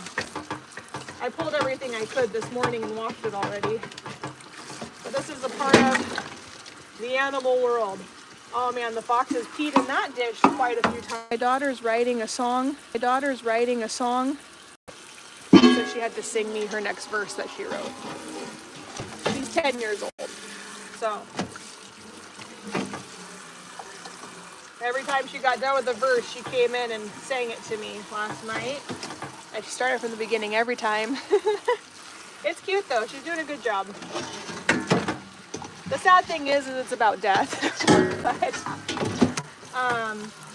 you know, my kids have experienced a lot of death in their life, and that's very unfortunate, but they have a very good grasp on. I've never lied to my kids about death, ever. And I've never sugarcoated it either. I was exposed to a lot of death when I was a kid. I mean, I was there when my grandfather died, when my uncles died. I was there when they took their last breath when I was a very young age. And unfortunately, my daughter has lost a lot of people already and a lot of animals out here that she loves. And so she just lost her Aunt Nana last year. And that was a hard one for all of us. And yeah, so she's writing a song about how she wishes she could say goodbye and all that kind of stuff. And she's missing them. We're all missing them. We're all missing Max and Kakoa and RG and all of them, you know, it's just hard. Okay, so let's do this.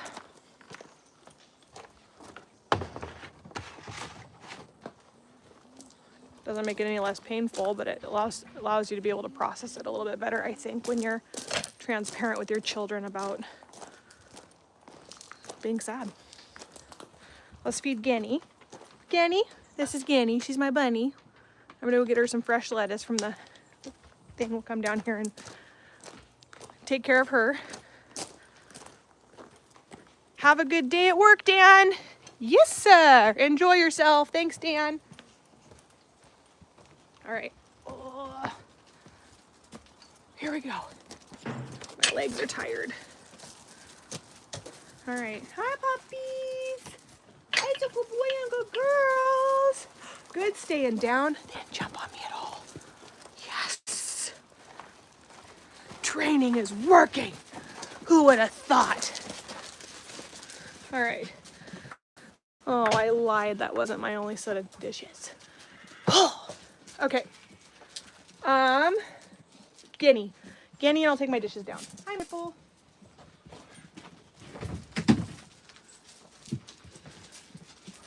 It is a job that never ends. Yes, it goes on and on, my friend. All right, now we're gonna get some stuff for Guinea here real quick. Get stuff for Guinea real quick.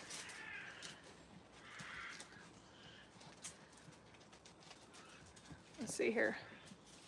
All right, ready? Hi, babies. Oh, what do we want to give Guinea today?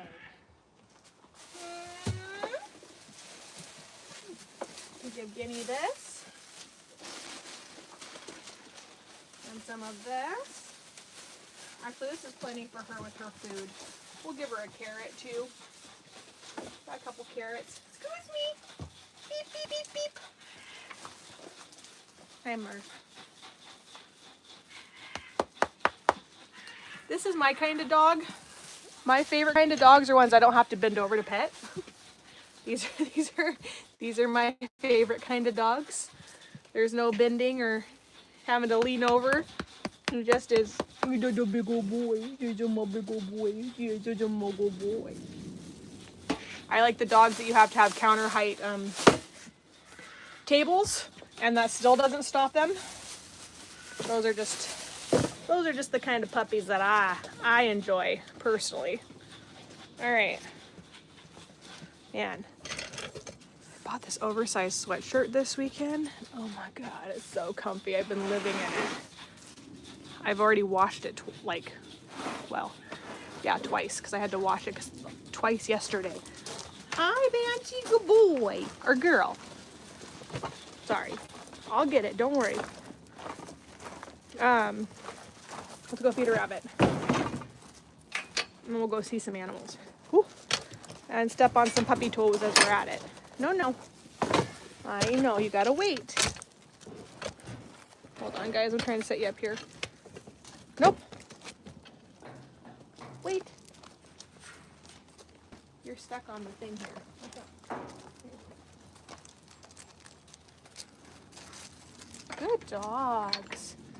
Good puppies. We're working on not rushing doors. We're working on not jumping. We're working on not being possessive over food. We're working on here. We're working on waiting patiently before we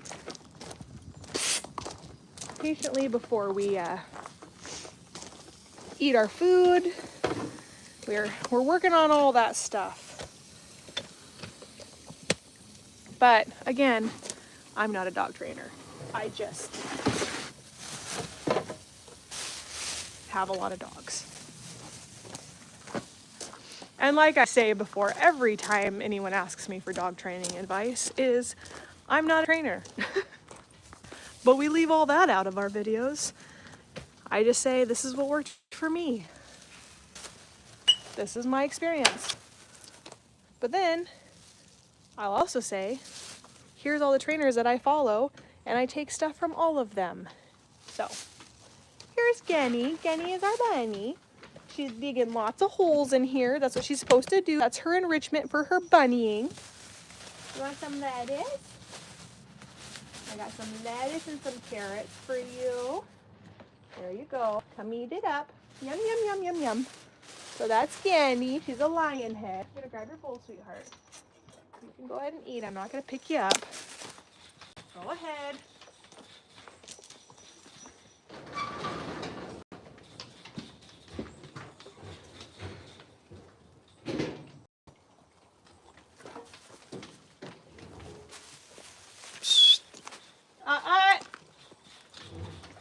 Oh, that's Jeremy.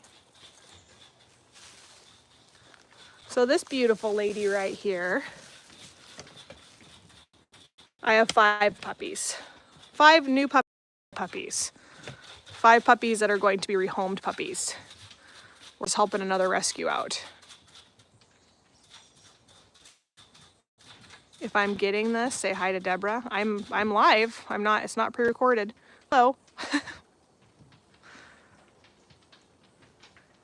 Hi, Ganny.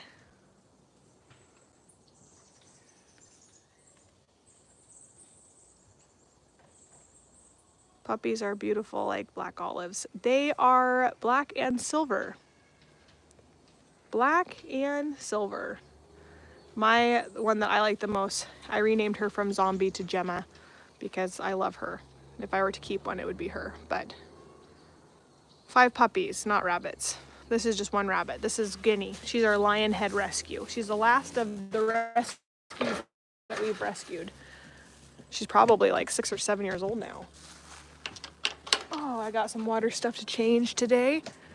It's already 10 o'clock. My battery is already at 7% and 19%. Isn't that fantastic? Gotta turn this off real quick. Bum, bum, bum, bum, bum, bum, bum. Gotta fix my hose today. There's that. Joys of coming out here early and just getting everything did.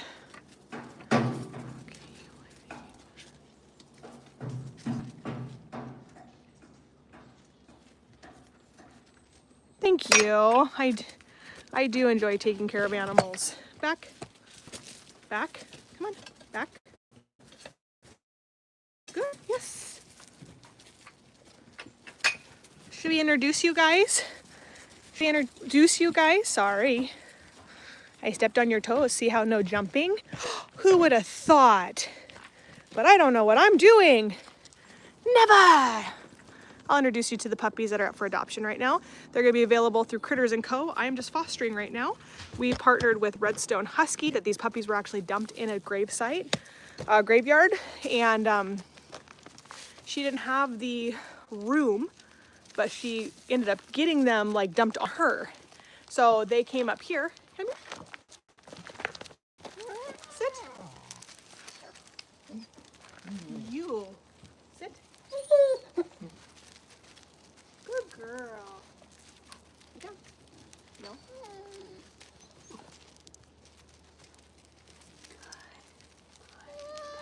Good. That's so good. Good puppies. So these guys right here are the ones that are available for adoption. Not Cooper, he's mine. This is Banshee. She's the shyest. Hi, Banshee. Hello. This is, Banshee, Spectre, Gemma, Phantom, and Omen. So Omen and Phantom are the 2 boys. Hi, good girl. She was the biggest jumper when I got her. She's doing great. Yes, yes, yes. Good dogs, yes. Yes, good doggies, yes. Good dogs, yes. But again, genuinely don't know what I'm doing. Don't know at all. So, hi. Hello. You're a good boy. You actually know better. So, anyway, if you guys are interested in adopting, you can sign there. You know what? I think they're Weineheimers or Weineheim. How do you say it? They're that. What is it? Weinemeimer. I don't know how to say it correctly. I think they're that mixed with lab, to be honest, because they have these huge ears. I have a combination between silver and black, and like this girl right here. This is the one I would personally keep right here if I were to keep one. This is this girl right here. She's kind of in love with me, and I'm kind of in love with her.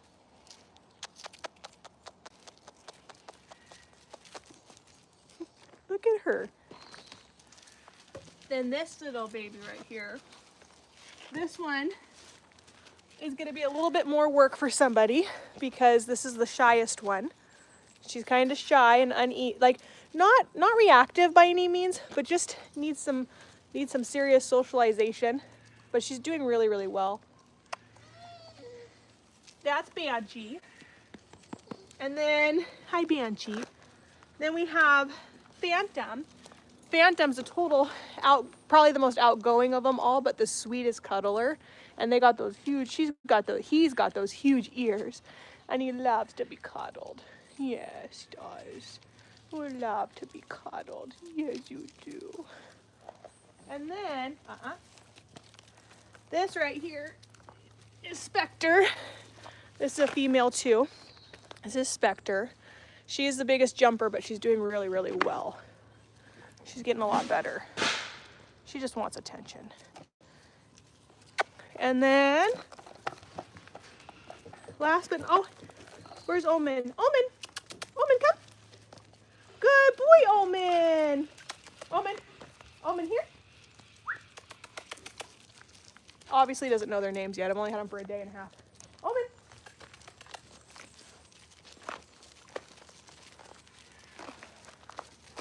This is Omen. Omen's beautiful. This is the smartest one, actually, out of all of them. Isn't he cute? There you go. So they're all doing really well, though, and it's been they smell the meat that Holly has. Like, ooh, I'll take that. The two boys. And there's Spectre. But that's my favorite right there. Gemma. Gemma! Here. Gemma. Here. Good girl. Yes. Yes, good girl. Hi, honey. Hi, Banshee.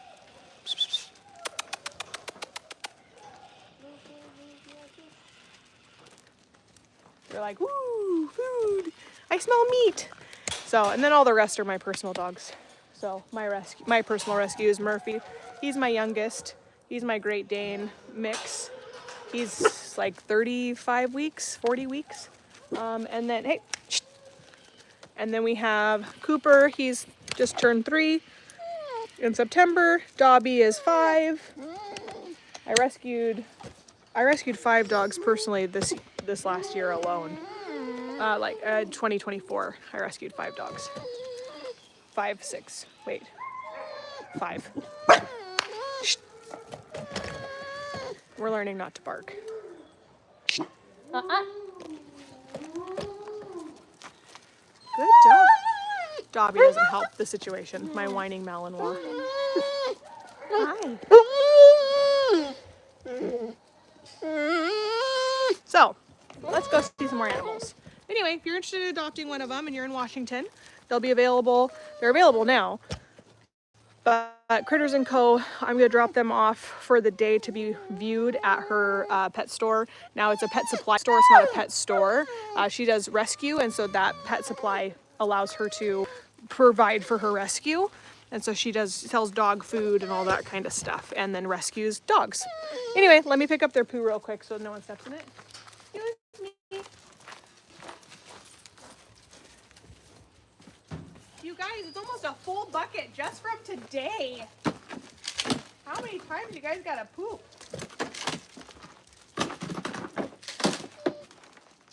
Yeah, at least it's outside, but holy smoke, puppies. You're pooping a lot.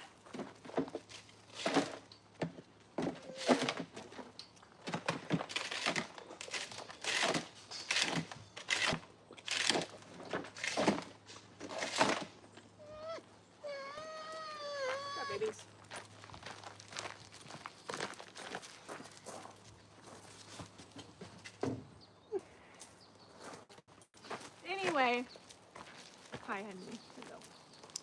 They've been fun. They've been a lot of fun. Let's go see some more animals and get to the nitty-gritty part of it. All right. Wait. That's good dogs.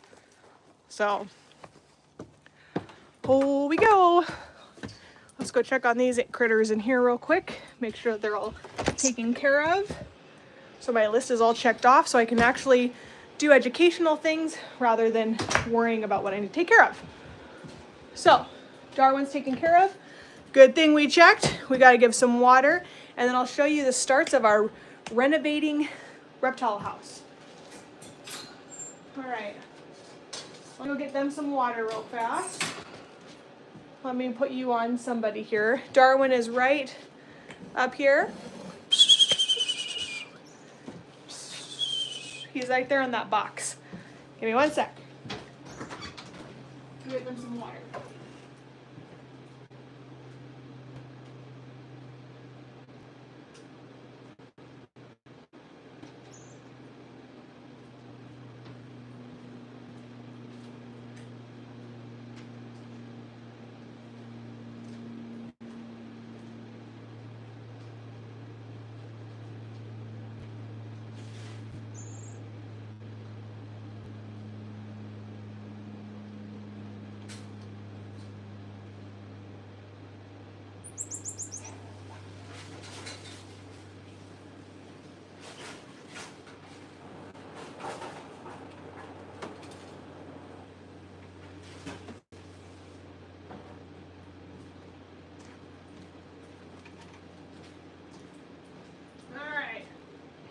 Water for the ferrets. Now these are our ferrets here.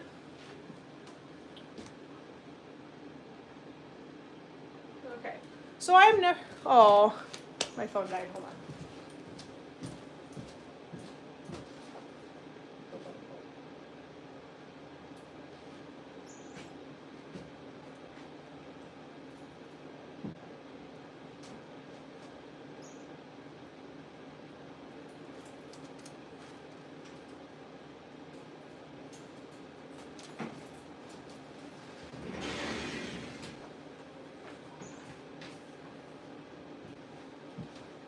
Alright, hold on 1 sec. Sorry, my phone died.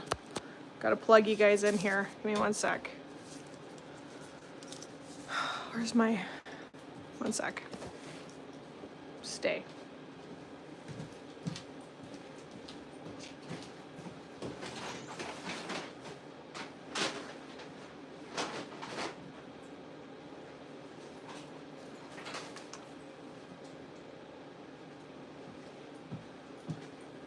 All right, so let me get this plugged in real quick.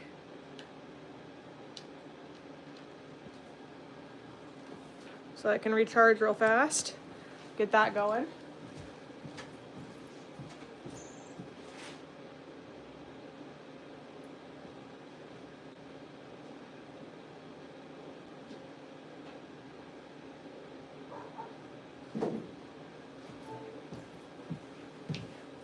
Now they're allowed to bark a couple times and let me know if something's going on, but I don't want them to bark and be like annoying bark.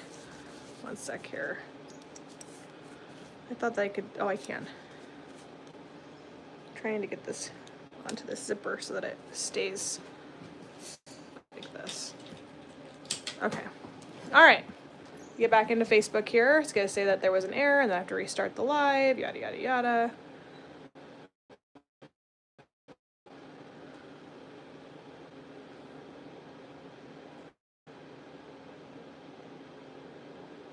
Come on.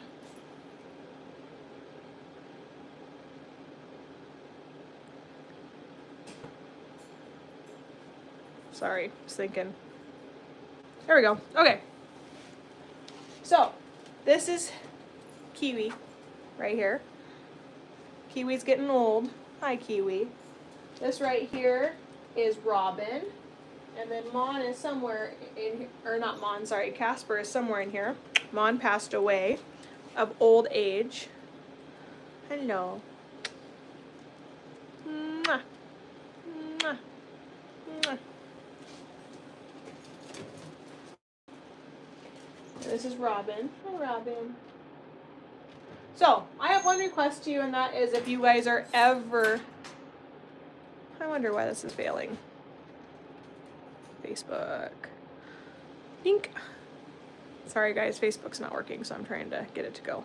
If it doesn't, then I'll just let it sit and charge.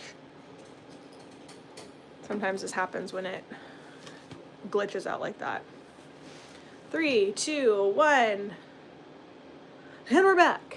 Okay, so I have one plea to you, and that is if you guys ever choose to get an exotic animal, I can't stop you. I'd encourage you not to, but if you're going to, please do your research to an extreme.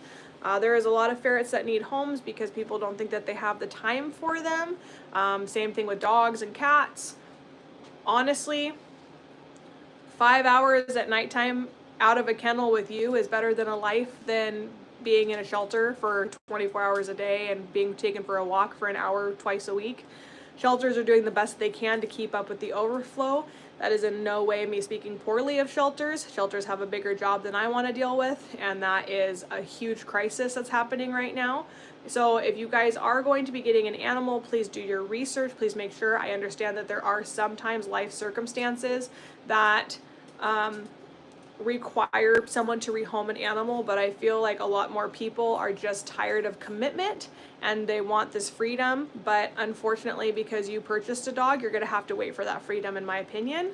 I don't do well with a lot of the excuses in which I hear about things, because I know that a lot of people make things up to make the situation seem really bad because they don't want to feel guilty for having to rehome their dog. I totally get it. But at the same time, you know, a shelter is not the best place for a dog. Sometimes a new home isn't even the best thing for a dog. And it's really hard to witness and watch dogs and have to rehabilitate dogs back to a normal sanity. Dobby, when we got him, he separated with such severe separation anxiety. They had him on 1,000 milligrams of trazodone on top of other like sedatives and things like that. And we had to slowly wean him off of that trazodone. And he actually had to spend almost, I want to say it was 4 weeks building up his paws because he had never really been able to like run like Dobby needed to run, being a Malinois mix. And so he actually, his paws were ripping, and I had to wrap his paws every day and treat them and then take them off at nighttime so that he could build callus, because he was a 3-year-old dog that didn't have the life that he deserved. But he also suffered massively with separation anxiety and probably deals with a lot of stuff from being over medicated for all of those years.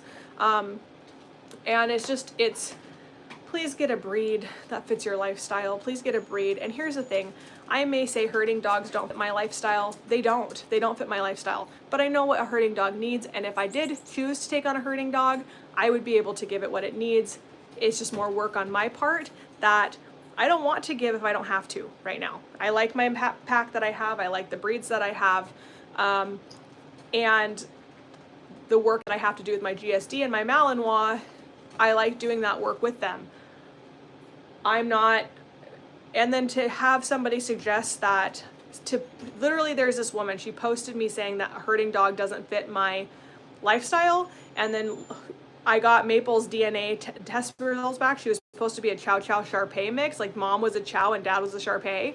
She ended up being a Chow Chow cattle dog Shar-Pei. And she posted that as if like I should get rid of her because cattle dogs don't fit my lifestyle, which makes absolutely no sense at all. Because I'm not going to get rid of a dog because they end up having cattle dog that I didn't know they had in them. That's absolutely ludicrous and the stupidest BS I've ever heard. Anyway, all that to say, just make sure you do your research. Make sure if you get a dog from a rescue that you're willing to take on the commitment of anything that dog needs met. And when I rescue a dog, whether it's a cattle dog or not, I'm going to do what I can to accommodate that dog's need to exhaust their energy. And Maple doesn't hurt too much, but she's definitely more Chow than anything, but she's quick like a cattle dog. It's a horrible combo, but I love her dearly and I wouldn't trade her anything for the world. So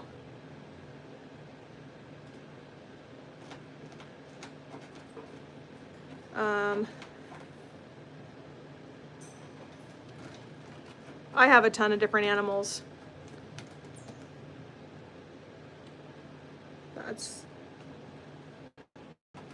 That's a marmoset, but we have marmosets, cougars, birds of prey, all that stuff. I'm going to show you my reptile house right now. That's in process of being renovated. They put down a dog because it had A foot injury? Who did?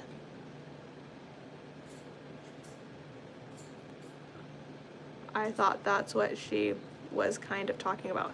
No, I had a lady that was saying that herding dogs don't, I said herding dogs don't fit my lifestyle, and my chow ended up having herding dog in it. And I was saying I'm not gonna get rid of my dog just because she has a mix of herding dog in her. So I'm gonna show you my reptile house right now. It's in renovation. We currently have the enclosure set up. Next step is to have it painted. The previous president did the camo walls, not me. They're not really camo, they're absolutely hideous. But we have all new enclosures that our animals are in. We had one dog from a breeder and had her for 15 years. I had my Bernese Mountain Dog for 14 years too. All right, ready? Reptile house. So this is all Dave. That camo, all that's all Dave. Please excuse the mess. We're still renovating. We're still working on it. So we have our tools and stuff in here, but we got some of our ball pythons in their brand new PVC enclosures. We have, where are you, Mr.? Oh, there's our rattler. Hello. Hello, can you rattle for them? They follow heat. So if you do a heat lamp like this, ready?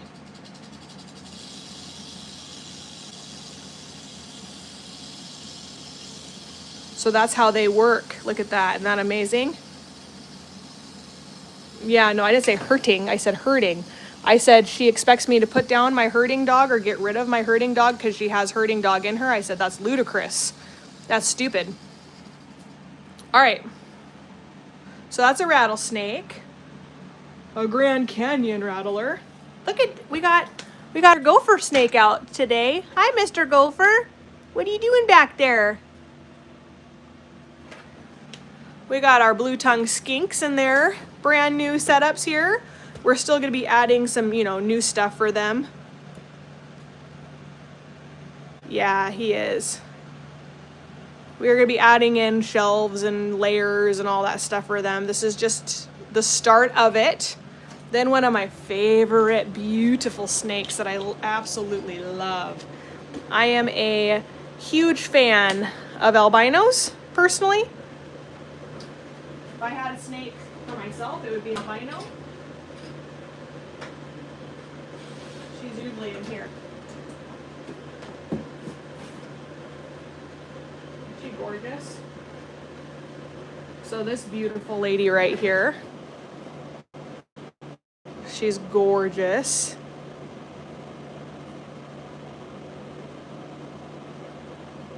Beautiful snake, man. You're so pretty. I'll put your thing back on you, don't worry. She will bite not knowing what's coming at her, so there you go. Ugh. I'm gonna push it down, see if I can push it down a little bit. I can't. You're gonna have to readjust to make your house fit again. Sorry. Then we have our beautiful beaded lizard right here. You can see his tail. This is a venomous lizard that we have. Oh, there's his head. Hi, bud. Hi. Hello, did you get a mousey the other day? You liked it too, didn't you? Then we have our beautiful carpet python down here. Hi, bud. Love, love, love this carpet python. So we're gonna be adding a whole bunch of new sticks and stuff to climb on and all that stuff. So I gotta retighten you guys here. You became loose. There we go. There we go. And then my 20-foot retic and my about 12 to 14 foot berm, 10 to 14 foot berm is in the back, and that's a Patreon only snake.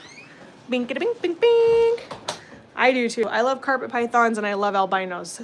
But that is the start of our new setup, which is fantastic.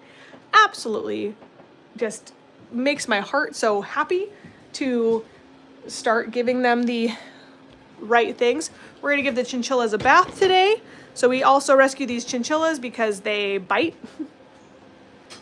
We needed somebody to take them. Hi. Now, it's not normal for a chin-chin to bite. These just are the exception to the rule.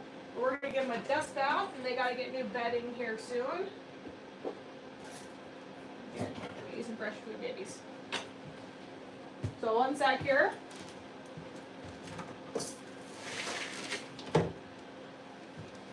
Get them some new food.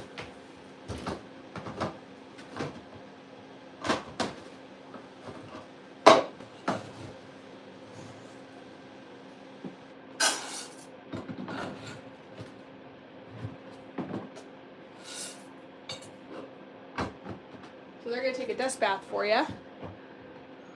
So the dust bath is actually like a volcanic ash that they take a bath in. So give me one sec. Call again. Just swing by you here. Swing past ya. Ba-dink, ba-dunk. They're leaving me a voicemail. Want some food? There's some fresh food. You wanna take a dust bath?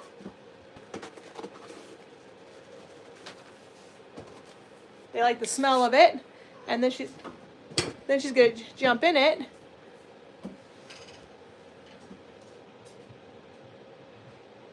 You jump in it and take a bath? Come on, Henrietta. Come on, Betty. Go, go, go. Here comes Betty. Here comes Henrietta. There, Henrietta will take the first bath. This keeps all the oils and stuff off of their skin.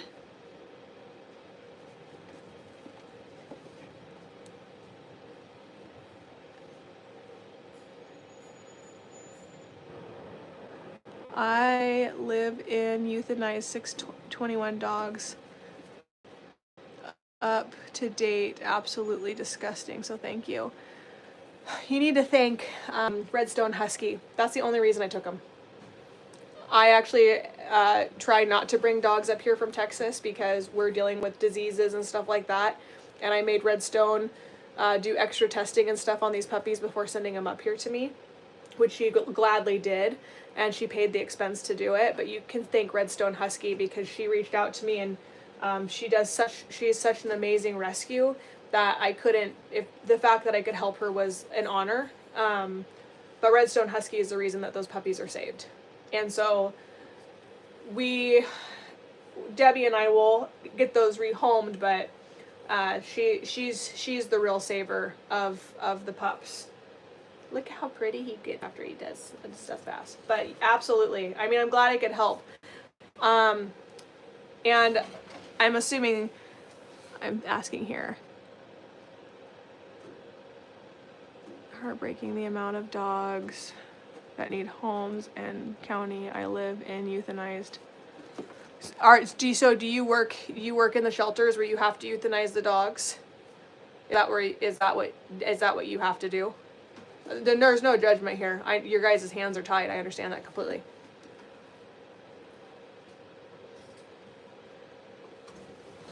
I'm curious.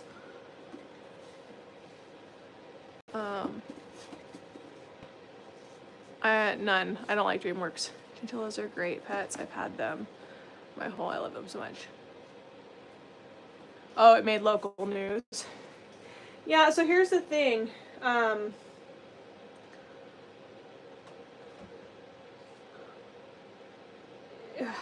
621 dogs is a lot to us, but it's not a lot with the problems that are going on right now. And that's the tragedy. That's the tragedy right now. Is that I'll get you guys some straw and some leafies here in just a sec. We're in crisis, and it's just absolutely tragic. It's absolutely tragic, and we don't understand that. I think what I have a hard time grasping right now is that we have wolves that are getting put on the kill list because we lie to people that they are a nuisance to farmers when they only contribute to 10,000 cattle deaths in a given year, and we put a bounty on their head, and we try to eliminate the wildlife that actually keeps nature in balance. And we're not fighting for that. We're not fighting to keep nature protected. Some of us are, but a lot of us don't care, and a lot of us don't give two hoots if the wolves are taken out or not.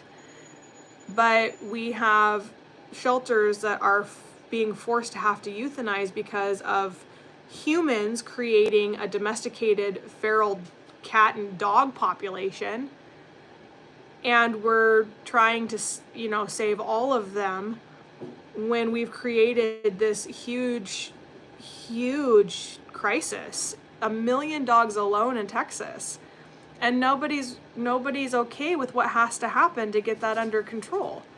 But we'll take out wolves, and we'll take out 500,000 barred owls, and we'll take out, you know, any kind of wildlife that seems to be a nuisance to us. But we're okay with dogs running on the streets, starving, spreading diseases, hurting children, and we're trying to save all of them. I don't understand it. And sometimes saving them is euthanizing. And, you know, I know people aren't going to agree with me on that, but I've been in this industry for so long that, you know, if an animal can be saved, please save it. Let's save it. But if an animal is suffering, that's not fair to that animal. Like, they've lived a really hard life, and do they deserve a happy, healthy life? Abso-freaking-lutely they do. 100% they do. But because man has decided to let animals go and to allow them to breed rather than taking care of what the problem in which they've created, we now are in crisis. And COVID is a huge culprit to that. Everyone got puppies on COVID. Oh, I'm so lonely. I'm so lonely. Now, oh, I'm going back to work. I don't have time for you anymore. Bye. Let's fill up the shelters. Oh, the shelters won't take them? Oh, we'll just let them go. It's better that they just go roam the streets than be euthanized. That's a better life for them. No, it's not. No, it's not. Starvation? Dying of starvation and catching disease is a better life for them? No. Or you could just keep your dog until somebody could have taken it. Nope. Go. Go. Back. Back. All the way. All the way. All the way. Come on. All the way. Good boy. Wait. It makes me really angry because, you know, all of this could have been prevented if people would just have kept the dogs from COVID and not let them go and not created a population of wild dogs. It just makes me so angry. I would never ever consider letting my dogs go because I didn't want to do the only other option that I would have. To me, that's cowardly. It's cowardly. If you committed to a dog, don't go drop it off a shelter to be euthanized. And you want to know what the worst part is that you're not charged if you drop off a dog for euthanization. So people will just drop their dogs off to be euthanized and not want to give them a chance to find a home because they don't want to pay $65 for the fee it costs to drop them off. I tell you what, man, people, we are our own worst enemies. All right. So, but if an animal can be saved, I want it to be saved. But right now we're just not at the place. We're at a place where saving some of the animals is actually having to make that really hard decision. You know, and we're at the place too, you know, where we have dogs that we're spending $10,000, $20,000, $30,000 on to get them a wheelchair or to, you know, help the paralyzed dogs. And there's really good programs out there that take their paralyzed dogs and like have wheelchairs and they let them run the beaches of Oregon. Like there's some really beautiful rescues out there. But that $10,000 and $20,000, we're at a place now in the rescue world where like we have to be pretty cautious of how we spend our money because there's so many 100% healthy, rehomable, no behavioral issue dogs. And those are what are being euthanized because we're spending all this money on, you know, a dog that, you know, has $10,000, $20,000 in medical bills. And it's like so incredibly heartbreaking to be at that point in rescue where you're having to spend your money as wisely as possible for that kind of stuff. And sponsors are so hard to get right now that it's like, it's so hard. And that's why I work the exotic animal world, because when an exotic animal comes in here, we get to just save it. We don't have to pick and choose. We can actually just save it. And we don't have to worry about all the stuff that shelters and stuff have to worry about because we don't work in the domesticated animal world. So, you know, that's one thing that's hard. I thought my dog needed a wheelchair with his, my dog would need a wheelchair with his heat. Well, if you get a dog and then it, like, if Cooper were to get injured, since he's my responsibility, and he needed a wheelchair, of course I would do it. He's my dog. He's mine. He's my responsibility. But it's different because I would be the one paying for that. Right? Right. We're going to do some enrichment for the animals. We're going to go down and give it to them. We're going to give them some, we're going to give the raccoons some peanuts. We're going to find a puzzle for them to do. And, oh, actually I'm going to do goldfish. Will you hand me those Andy crackers? Is it open? Can I have a fresh box? Thanks, because I want to eat a couple. But I'm also going to put this in a puzzle for the...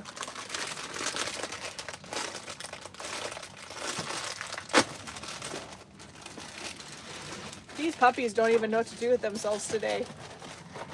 There's so much to do. There's so much to see.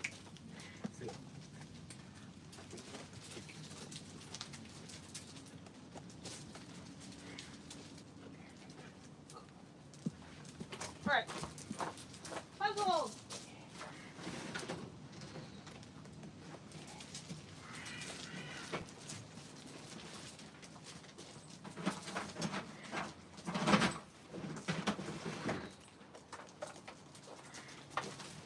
So, we're gonna do a puzzle for the raccoons.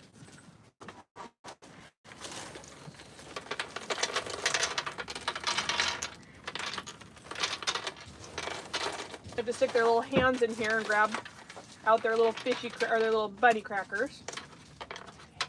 We're gonna also get them some peanuts. Oh, here, you can't see what I'm doing. Right here. All right. I don't know if he knows how to get down. He does. He was looking at the, kind of doing a little bit. He's been there a couple times today. He knows. Yeah. So yeah. Big old Great Dane you. I gotta order a DNA test for Murphy. I'm curious to know what he's actually really mixed with. They said that he's Great Dane Shepherd. You gonna eat a peanut, little puppy? Great Dane Australian Shepherd. Ugh.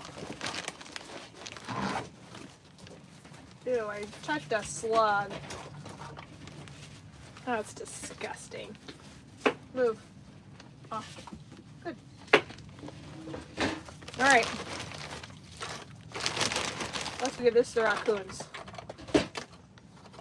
This isn't for you. Off. Yes, go.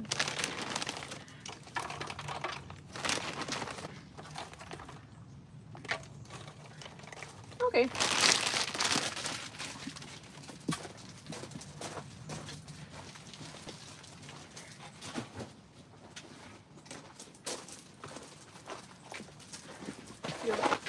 Well, there you guys go. Have some crackers.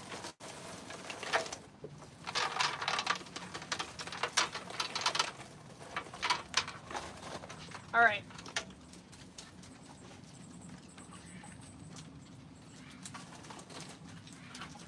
Let's go. Ready? Let's go give the raccoons a puzzle together. Excuse me. I know you guys got some. All right. Let's go give them a puzzle.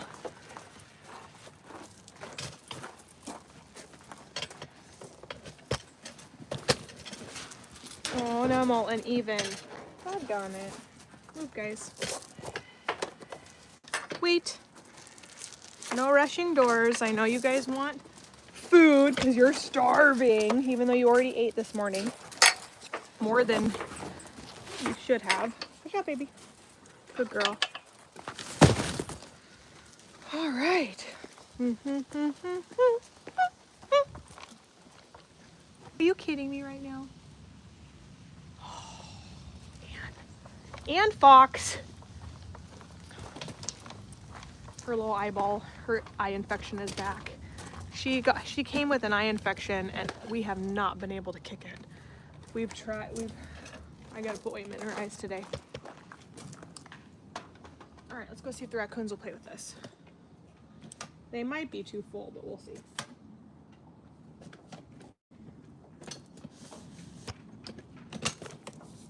Ready?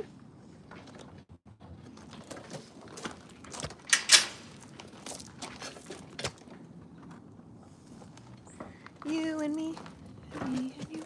They're all sleeping. Hold on.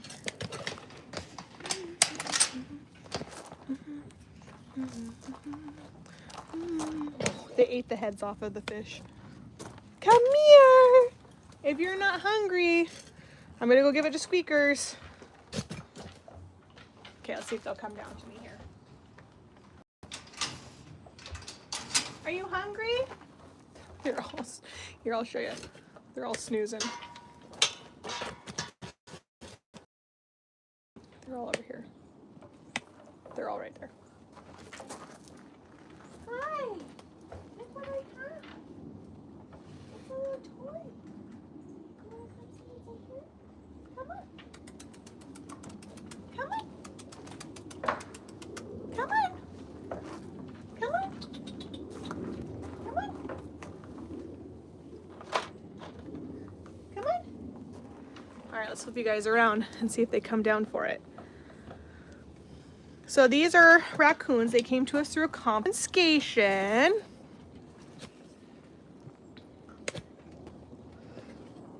I'm glad puppies are better too.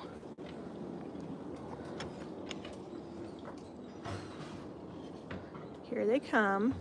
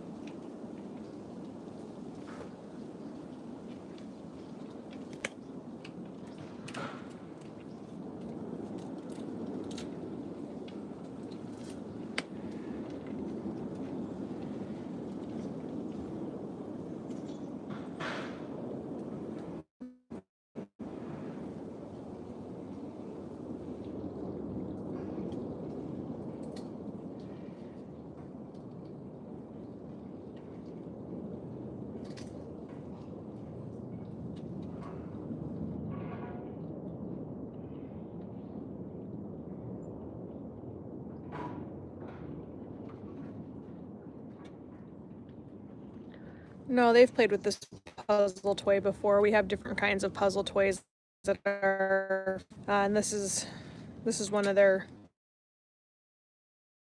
puzzles that they already had their morning breakfast already. Rocket's eating the eyeball out of this fish right here. Don't worry, the fish came already dispatched in a bag.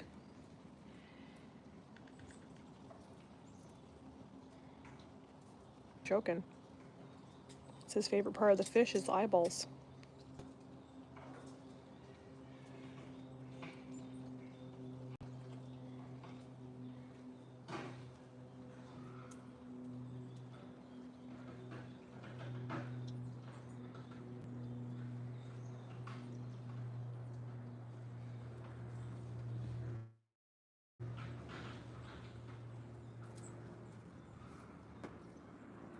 They're salty.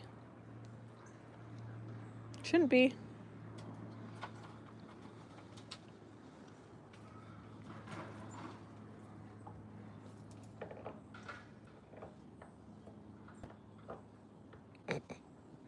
Rocket. That's so gross, Rocket. He's opening the fish up and to get the guts out.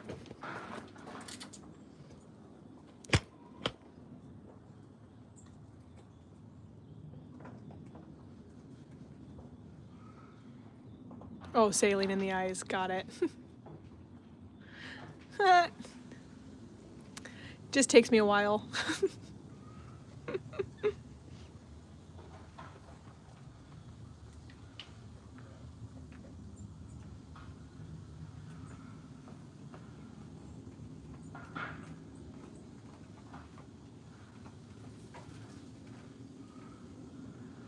There you go, April.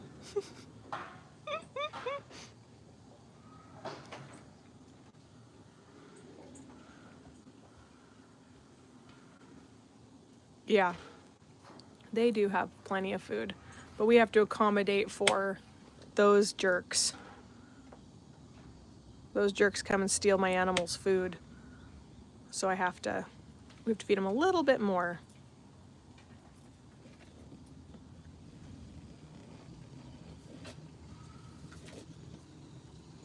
Hey, baby. What are you doing? What are you doing?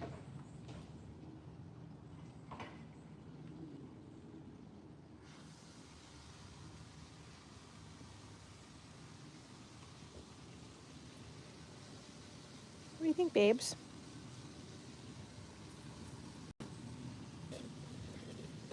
Is that a good fish, Rocket?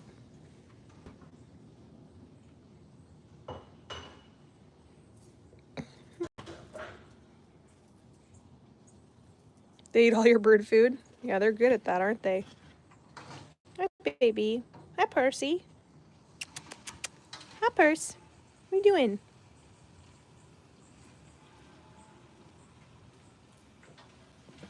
We recently got back from Turkey. The amount of feral cats and dogs was sad. They are on the most part sterilized by cities. It's so hard. Hi, Rocket. I don't actually, you know what? I don't want your hands on me. You just put your hands inside of a fish. Clean those puppies off before you touch things. Need some hand sanitizer. Took me a minute to realize where your hands had actually been. Yuck. Nasty. We'll fill up Odie's windmill here.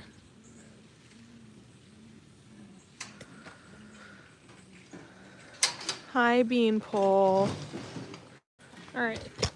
Well, Odie's windmill here. That's Odie's favorite toy. All right, I'm locking up because we're gonna go see a sloth and then I'm gonna get off of here because I gotta make a couple videos. Aw, we love you too. We love you too. Right, Bean? We say thank you so much for the support. You don't need any more corn, okay? You have melon, you have grapes, you have zucchini. You need to eat that stuff first. All the foxes are all nice and calm now. The giant anteater ate all of his porridge. Look at that. Licked the bowl clean.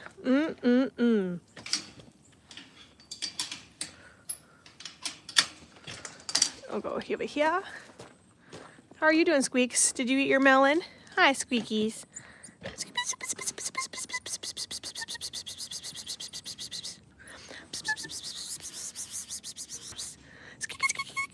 What are you doing?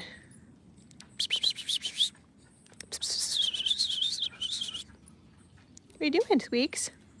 This is my pal. See, when I'm not eating, I'm the sweetest little thing in all the world.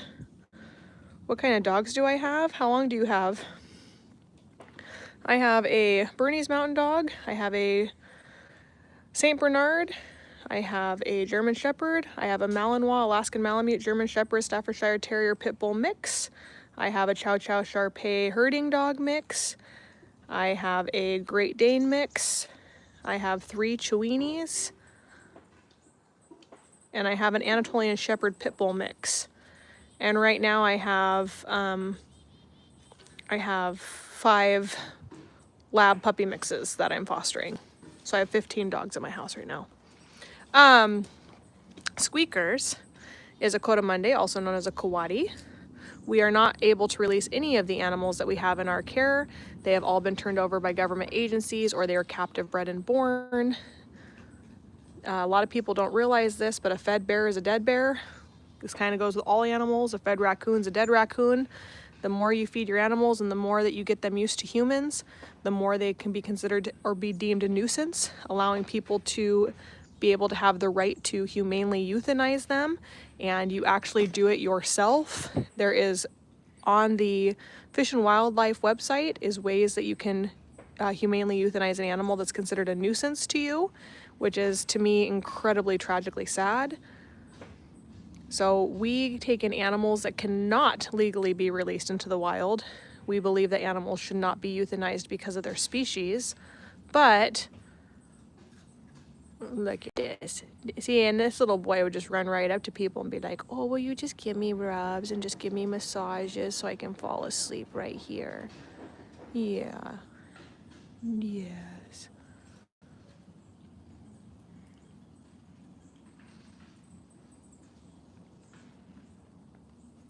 So we just give them a good home for the rest of their life so that they can live it out.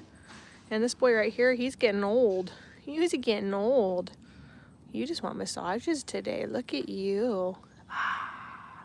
This is a Coatimundi, also known as a Coati. He feels like a dog. He has fur like a dog.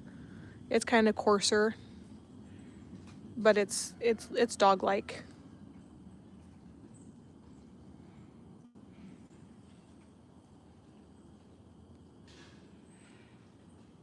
He likes massages. I rarely get the opportunity to give you good massages. You want more? Yeah, you're a good boy. Aww. From Quebec, Canada. We love animals too. And we're right by Vancouver, BC, where we live. This is a Coatimundi, also known as a Coati. We sing Canada's national anthem usually before everything.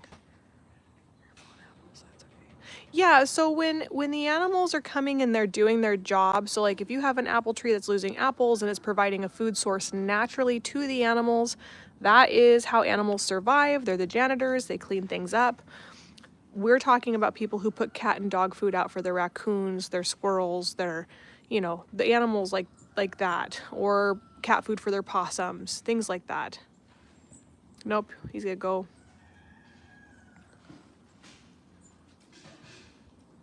Where are you going? You go up on your log there? So that's what we're talking about. No, it's not a rare animal. Coatimundis and Coatis are found in Central South America. Sadly, they are legal to own in the state of Washington, believe it or not. They're related to the raccoon family. They actually are coming up to the United States. You're finding them in Colorado and Arizona now. But they're mainly found in Central South America. I don't agree with that comment, that zoos are a lifetime prison for animals. I don't agree with that. So first of all, we're not a zoo, we're a sanctuary. But I think that you have to understand the true value and importance. Now, am I against roadside zoos? Absolutely. I don't agree with roadside zoos. And for me, what a roadside zoo is a facility that allows people to come in and cuddle animals and love on them because they just want the thrill of dealing with an exotic animal. To me, that's a roadside zoo. But for someone to understand, you know, a zoo is a life prison for animals, I think that you truly have to understand the life that those animals actually get, you know, and a lot of the zoos do take in animals that could not legally be released into the wild. You know, unfortunately we have, yeah, but zoos aren't bad. They contribute to huge conservation efforts. They're one of the highest contributors to conservation and protecting wildlife. They are, now there are certain animals I don't believe should ever be in captivity. I don't believe orcas should be, whales should be. I don't think anything like that. We can't accommodate that animal's lifestyle well and provide them with a stress-free environment. Unfortunately,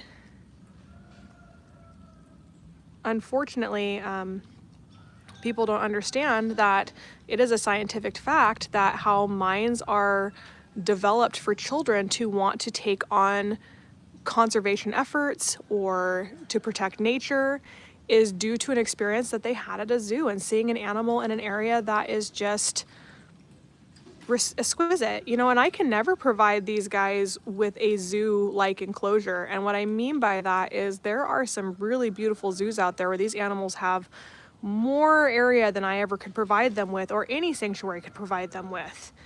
And we do the best that we can. You can see none of our animals are stressed. They're all relaxed. They're all calm. They're all snoozing. They're all very comfortable here. That's why we go live every day, so you can see that. But to categorize zoos as a horrible place or a prison, I just don't agree with that. Are there zoos that do it really well? Yes. Are there zoos that do it really poorly? Yes. Is there sanctuaries that do it really well? Yes. Is there sanctuaries that shouldn't be in existence? Yes. You know, so I think that that's just a really hard blanketed, you know, statement. I don't know. I just don't agree with it. And I can tell you that when kids have the opportunity to meet an animal up close, like through glass. And here's the thing, none of those zookeepers are bringing the animals to the glass. None of those zookeepers are bringing or putting the animals in positions to perform for the public, right? They may bring a bird out and they may have ambassador animals, but yeah, and that's the whole thing is zoos also contribute. They don't just go out and purchase all of their animals. Sometimes they do breeding programs, but that's to keep the species alive. So like, for example, people don't know this, but cheetahs are all related. So we've brought the cheetahs down to the point where they're all related because we just didn't have enough of them. Look at that beautiful little baby. That's Chloe. She's snoozing. Hi, Swiper. Hi, Swiper. And these animals were kept at a fur farm. So again, but you absolutely are entitled to your feelings. Like I'm not trying to disregard that. I'm just saying, you know, really educate yourself before making a statement to that, like to that point. Because I do agree with you that some zoos are horrible. They should be shut down. They shouldn't be in existence. I don't believe that. I'm not a fan of the driving, like game farms, where you drive through and feed all the animals. I'm not a fan of those. But look at how comfortable they are. They're so happy. Hi, Taz. Aren't they cute? Look at Taz. So, again, I do think it needs to be done. I do think there needs to be stricter rules and regulations. I do think that there should be a different permitting process in play. I do agree with all of that. I think it should be hard to have an exotic. I think that it should be, you know, I think that the caging requirements need to be better and be different. Look at this baby. Hi. Boop. You smell kawadi? Is that a different smell? It's weird, huh? And you can see all of our animals see each other and they're completely calm and easygoing and gentle and happy. To me, that's important, you know, but of course, I mean, I do feel that everyone's entitled to their opinion. And if you don't like zoos and then you don't go support them, then that's 100% your right to feel that way. So we have over 56 different species and over 130 animals. We have everything from chickens to ferrets to chinchillas to raccoons, giant anteaters, sloths, birds of prey, cougars, bobcats, wolf dogs, high content, mid content, low content. We kind of have a little bit of everything. We are a organization that works with government agencies to give animals forever home and retirement home so they don't have to be euthanized. Animals that cannot legally be released into the wild, because we believe if an animal can be wild, it should be wild. So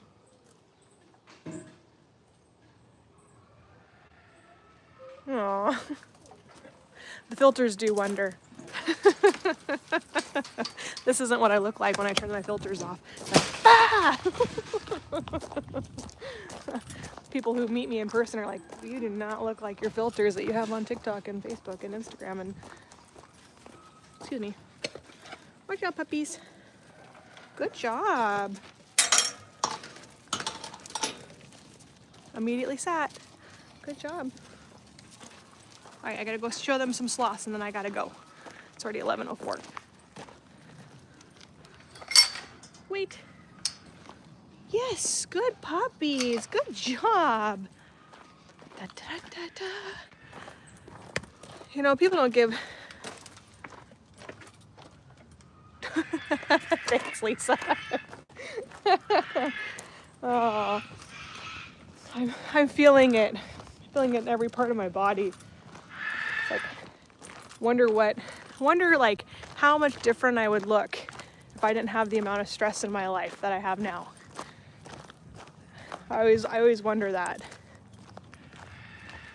So, let's go this way, show you a couple sloths, and then we'll go from there. And an armadillo. Okay, hold on. Ba-dink! Ba-dink! Ba-dink! All right. Hi, Rion. So here are some of our animals. These guys came to us through a confiscation. They were being illegally owned. I have 2 staff members that I pay to help with the animals. And then we have a slew of volunteers that help us come in and they do some of the deep cleaning and stuff for us to keep us on track. Thanks, Amanda, for donating to Zeus. You brought us a step closer to the symbolic adoptions. We're needing to get $1,000 a month for Zeus and $500 a month for Beanpole to be able to provide for the animals, which is what I have to work on today. I got to get a video for the animals. All right, so this is Rion. Let me see if I can get her to come down for you. I went to a zoo a few years back and saw a wolf-like animal. I don't remember what it was, but it was running in circles, expressing its anxiety and depression, and the cages were very small for him. See, so like I said, there are some zoos that don't do it well. Don't support those zoos. But there are zoos that do it really, really well. Support those. And I think that people too have to understand that sometimes circling and all of that isn't stress for some animals. Like, I'm not saying that you did not completely 100% observe that correctly. That's not what I'm saying. I'm saying that with different species, make sure that you look up what's considered stressful behavior, and kind of take a deeper dive. For a canine, yeah, absolutely. Figure 8ing is a deep sign of that. Small enclosures, people being able to get too close to them, things like that, absolutely. Like, not saying that you're wrong in that, but I'm saying that a lot of people will be like, the porcupine, for example, was on my live, and she was pacing, but she was going me, me, me, me, me, back and forth. That's because she wanted her banana.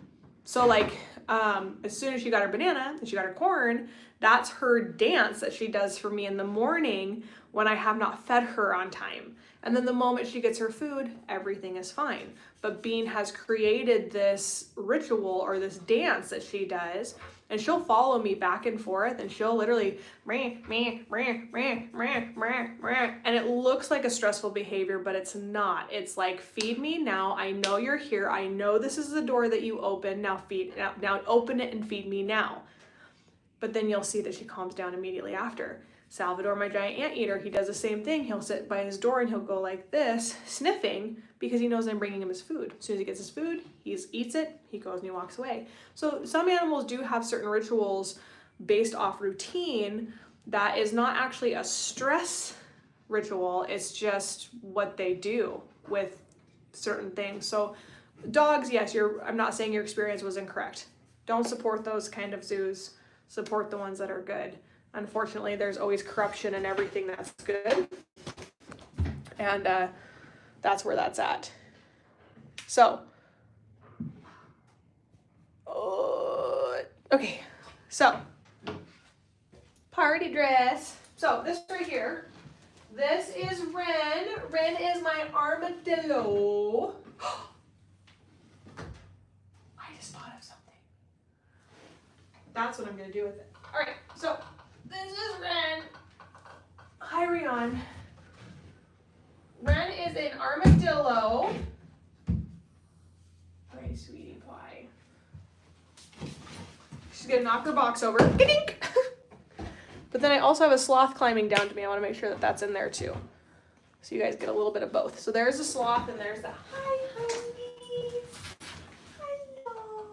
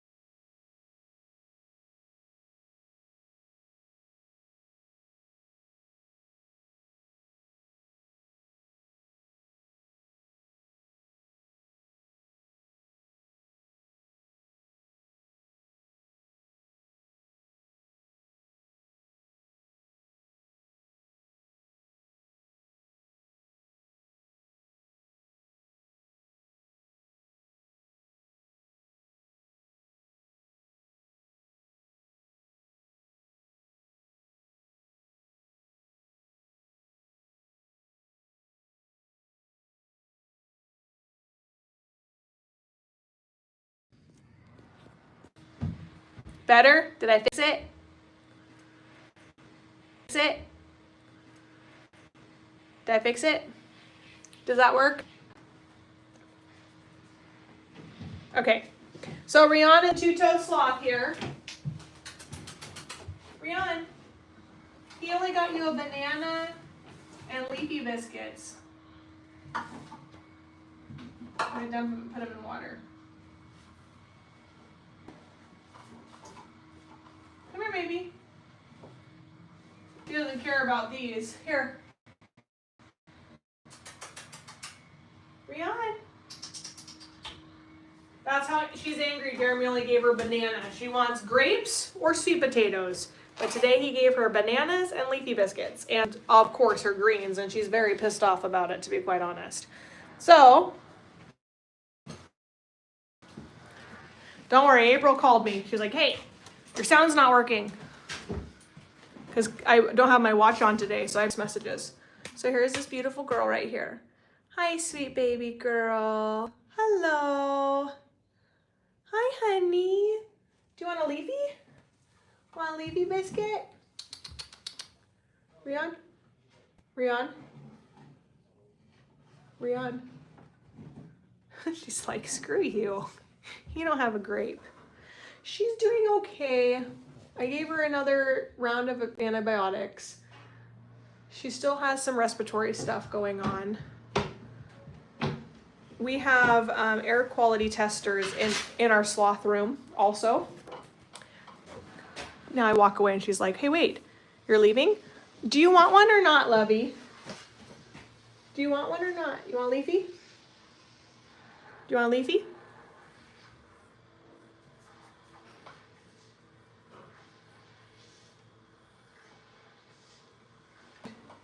Jeremy failed her today on, oh, you know what? Let's see what Kiki has. Kiki has avocado and mealworms. She can't have yogurt, but she can have this. She likes the avocado. Rion, hold on a sec, guys. I gotta set you guys up here. Rion. Okay, hold on.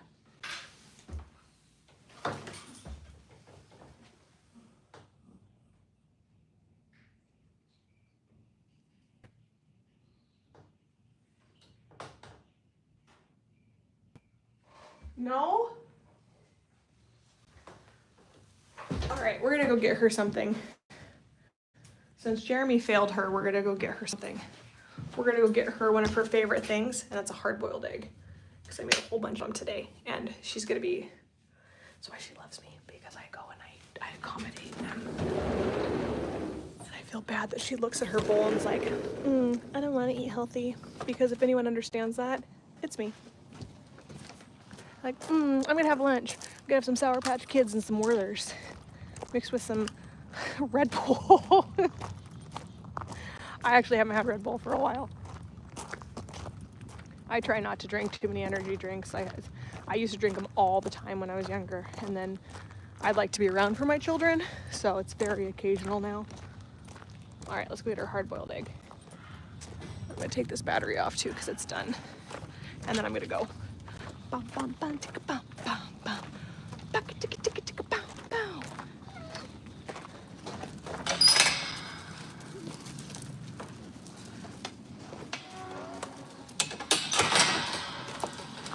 Hi, babies. All right, let's get Rihanna an egg. She should not approve of what Jeremy made her today. She usually doesn't. Well, he didn't give her any grapes. I know. Gave her a banana. She's a great girl. I know. And no sweet potato either. Oh, I know. nothing but veggies? He did Poor girl. he did half of a banana. And she looked at me and was like, this is BS. I don't want that. So we're gonna give her a hard-boiled egg. And then we're gonna go off of here. These guys are all so adorable. Aren't they cute? Shh, they crap a lot. Yeah. I can smell that puppy poo. I've been cleaning it up as I've seen Oh, it. I know. As I walk through. They were Crap a lot. They've already done about 20 loads, 20 piles today already alone. I guess because we eat that.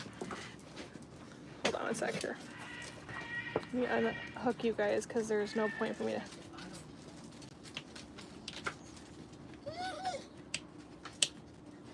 One sec, guys.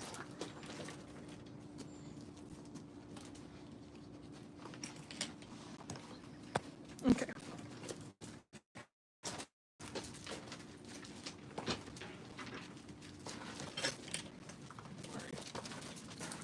That's Omen. Stay. All right, let's go. I'm gonna let my puppy dogs, let them run around. I'm gonna let the puppies run around here for just a little bit today. Follow me around. Look at all the dust.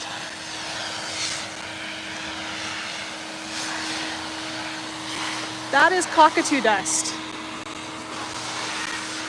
We do that twice a week. And I'm gonna walk through up.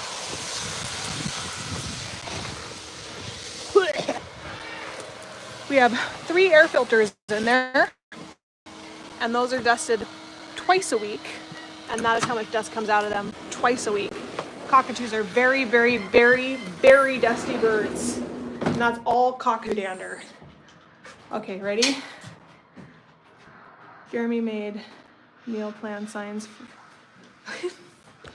She was not happy with this, but watch this. Ready? I watch her make a liar out of me. That's usually what happens. Rion. Rion. Why is that sad?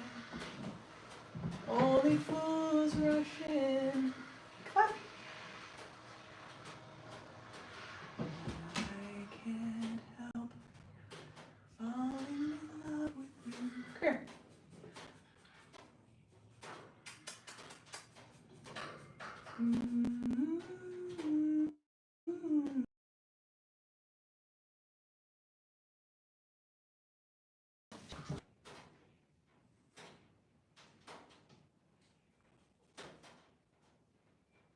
Wise man said,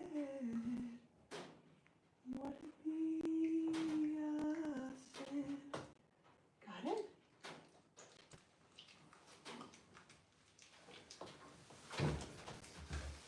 And that, my friends, is a happy sloth.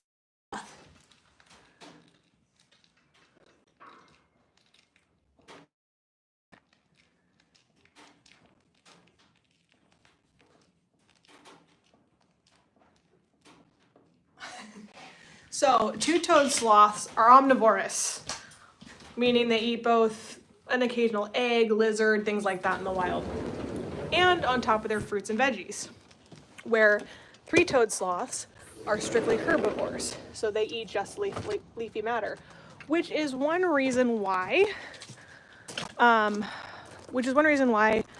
they have such a high mortality rate here in the United States for three-toed sloths. It's because we can't provide them with the natural diet that they would actually receive like in Costa Rica. So Costa Rica actually has one of the best rehabilitation and success rates for keeping the three-toed sloths alive. Zit's a dusty. Jeremy. I'm gonna let my dogs out for just a minute so they can run around for a minute before I go and work on all of my computer work. I gotta finish my annual report like today.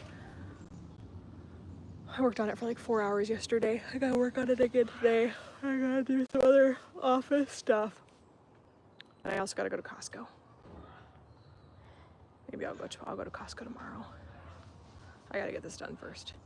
I'm waiting for Jeremy so that I can tell him I'm letting my dogs out. Hey, I'm gonna let my dogs out for a minute. I didn't want them to run in the bird room and surprise him. So let's let the puppies out and introduce you to the dogs that are available for adoption. That's gonna be available for adoption through Critters & Co. I might be setting myself up for failure here, but let's give it a whirl, shall we?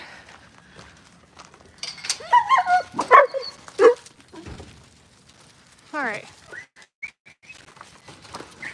Oh, hold on, I gotta lock Jack in. Come on. Come on, Phantom. Come on, Phantom. Come on. All right. Here. Come on. All right, let me turn you around and introduce you to these guys. All right, here we got some puppies. Come on, guys. Oh, they're gonna start a howl for you. No, Maroots. Not today.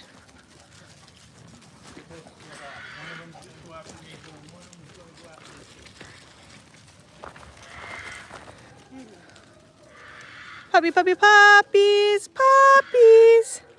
Hi, honey. There's my favorite. Hi, Gemma. Come on. Let's go get some exercise real quick. Let's work on walking with me, shall we? Let's work on it. Hi, Omen. Hello, Phantom. Enjoy doggies. Let's go this way, towards the gate. Let's go towards the gate. So these are the new little puppies. They're gonna be up for adoption. I'm going to Critters & Co. All the other ones that have color are mine. Puppies are not. They're just fosters.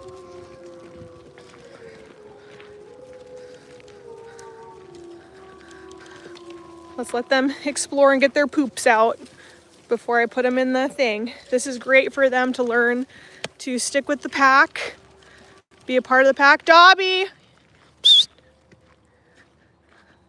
Dobby's gotta check the gate, make sure it's not open. Good boy, Dob. So Dobby, Maple, Murphy, Brutus, and Cooper are who I have out here today, and then these 5 little puppies. So 10 doggies. They're running to the gate. It's closed. Sorry. There they are, all 5 of them. Hi, babies. Yeah, one of them has really big ears. That's Phantom. That has the big ears. He's red collar. That. And then this is my girl, right? Where'd you go? Right there. Nope, that's not her. Where'd she go? Right here. She's right by my feet. So this is really great for them to learn to keep up with pack. Psst, come on. There we go. Good job. Good dogs. Yes, good dogs. All right. Good girl. Good girl. There's a good girl. Yes, good girl. That's a good girl. All right. That's good girls. Aren't they cute? Let me make you guys smaller. It's really hard for you to walk with you guys.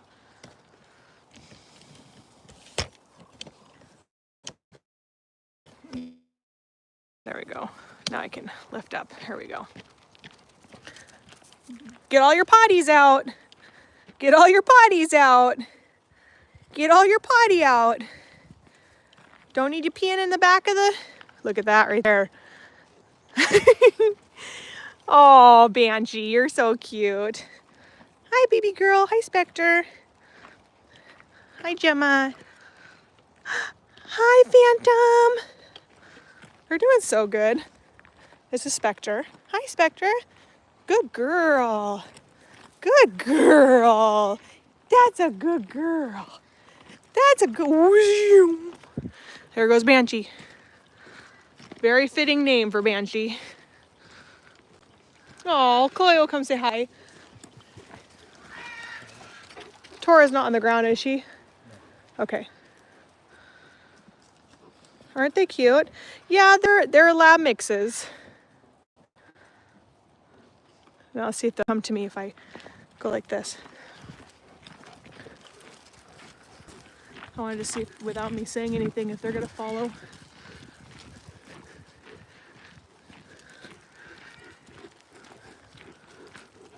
Excellent. Then they got the leader of the pack right there. Hi, baby girl. God, she's great. Good girl, Spectra. Good girl. Look at that. Spectra's like, I stay by you. Good girl, Spectra. You're gonna be a good girl. Already, I haven't even tried to work with you with heel or anything. And you're doing excellent. Good girl. You got a stick? Got a stick. Good boy. So this is kind of when I get a slew of puppies is kind of what I do. I walk back and forth with my pack from the gate, you know, to and fro, and let them kind of drain some energy out. No, I'm not selling them. They're up for adoption. They were rescued. They were dumped in a graveyard down in Texas. And one of my favorite rescues, Redstone Husky, asked for help from a rescue or any rescue that could help him. Hi, Banshee! So that they could get rehomed. So they're going to be rehomed by Critters & Co. And I'm acting as the middle rescue to foster them and work with them and try to get them to a good place to be adopted.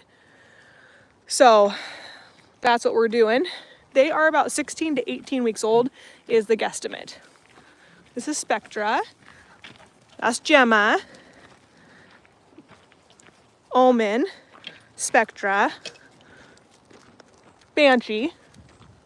2 boys, and then I don't know where the other one went. Right there. Phantom. Good girl. Good boy. Good girl. Good boy. Perfect. That's exactly what I needed you to do before we go on our drive home. Spectre. Harvey Spectre. That's what it reminds me of. And then look at that big old doof. And they're off. Brum, brum, brum, brum, brum. And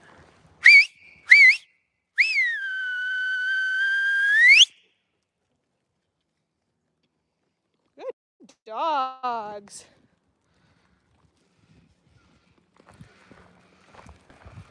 Dun, dun, dun, dun, dun, dun, dun, dun, dun, dun. Look at her. She's healing and she's not even trying. You are excellent. You're checking in. Man, if I had pay, I'd be paying you. But I don't have any because I wasn't expecting you to be this good. I'd be paying both of you.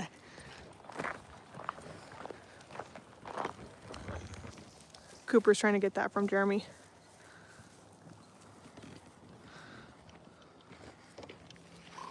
They are up for adoption. Yep.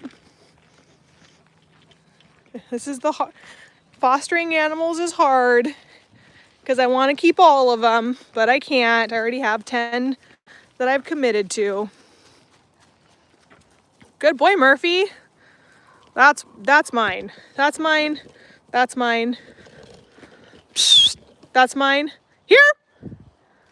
Cooper. That's mine. Good boy, Dobby. And then Brutus is somewhere up there. Hi, Banshee. Hi, Banshee. Spectra is doing awesome. Hi, Gemma. This is the one I'd actually keep if I kept any, would be that one. But Spectra, you're starting to show her up. Yes, you are. Look at that, patiently waiting. Good girl. Good girl, Spectre. All right. Keep telling myself that. It's not me telling me that, it's my husband.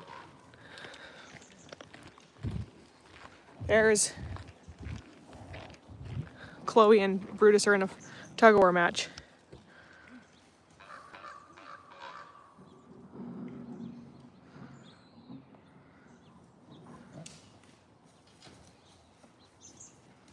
Bobby, no!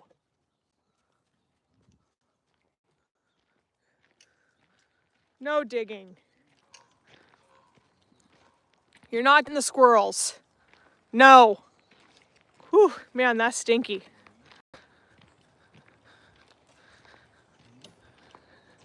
She's over your games.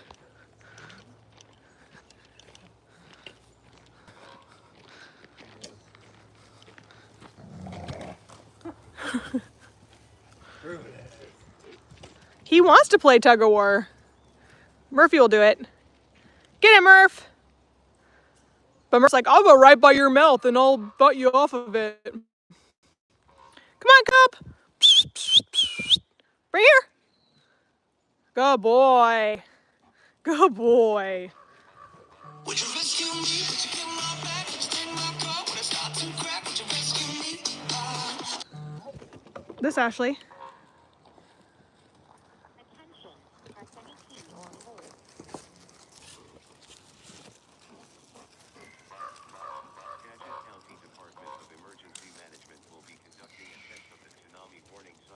Oh, geez, Louise. Skagit County is doing a tsunami warning. Sorry, Skagit County was calling to tell us that they're doing a test tsunami warning siren today because of what we just... Hopefully we can hear it. Oh, your mom's gonna call you. No, she's not. She got the same phone call, I'm sure. They call everyone within Skagit County. How come I didn't get any? Because you don't live within Skagit County. Puppies! Yeah, the puppies are up for adoption. I did not breed them. They're rescued. Don't worry. You go cross them with a wolf. Swear to God. When I rescued Cooper, the bully that's coming after me right now, she said that I was going to breed Cooper with the wolves, and that's the reason I was getting Cooper. Not to save Cooper, but to make this German Shepherd wolf hybrid. Say that about Milo too. Yeah, my neighbor. My neighbor said that I told them that I was going to have use Milo to help with the animals and help raise wolf puppies if we got any in. And I guess that meant that I was going to breed him to make my own wolf puppies, but that is just not the case. That'd be horrible. I would never cross anything. I'm so tired of the doodlers. That would be a huge wolf. It would be a big wolf. Could you imagine? With drool pockets. And fluffy. No, I would never do that. I would never bring down a Saint Bernard that sheds like a wolf. I tell you what, man, I just, ugh, stop doodling. I am an anti-doodler. Hello. Hello. A specter. Hello, Spectre. I am such an anti-doodler. Everyone, do you know what Angela sent me? What's that? They're making a wolf-a-doodle. I think you told me that last year. I swear to goodness, wolf-a-doodle, and they're making a hairless bulldog. So that people aren't allergic to wolves. I don't know what they're doing. It's incredible. You're just so sweet. My Humane Society in Ohio has a wolf dog mix with lab. Yeah. Do you have wolf lions available? No, I do not have wolf lions available. You're so sweet. We don't sell exotic animals here. These are just the domesticated animals that I'm... There's my girl. There's Gemma. Hello. Hi, Spectre. Oh, Spectre and Gemma. You guys are so sweet. But yeah, this is really good for the puppies. Let's see if they'll... Puppies! Come on, come on, come on! Good job! Good, come on! Good dogs! He's a good girl. Yeah. Good puppies. Good job, Omen. Good job, good girl. Yes, you're my girl, aren't you? Yes, you are. You're a girl. Not jumping on you? They're not jumping on me. It only took about 24 hours to get there. And look, they're even sitting in front of me for pets. But I don't know what I'm doing. Admitting it's the first step. Oh, I know, Tammy. I announced that the other day. You actually just send it in. I found that out too. Yeah, Dobby, not Donnie. Dobby, like, I'll be a puppy. Dobby's always a puppy. Chloe, she's a poop walker. Uh-oh. She's a poop dancer. She does dance, except for... What did you eat, Chloe? She doesn't eat. No, I know, you don't feed her. Totally a joke. Gemma's not the original name. I gave it to her.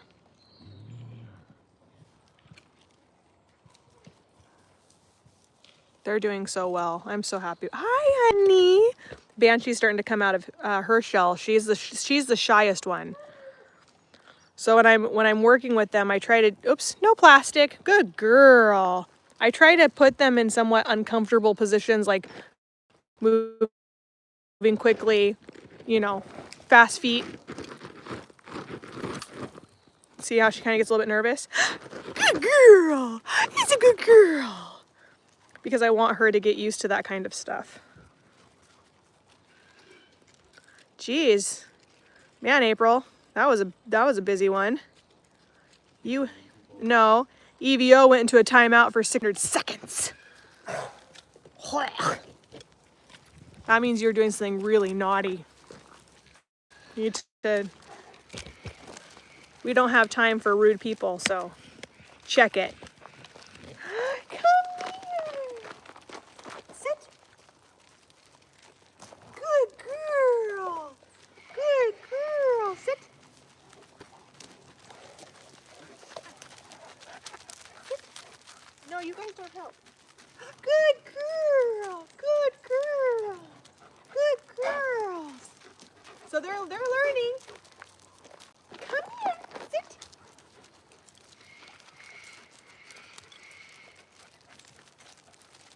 I don't have a leash to help control it. Sit. Good girl. Good girl. She's a good girl. She's a good girl. Oh, you're a good girl. You're a good girl. This one's my favorite.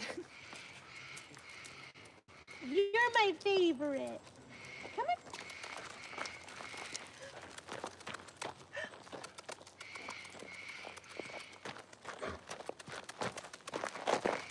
Sit. Good boy. Good boy. Hi, Banshee. Hi, Banshee. Sit.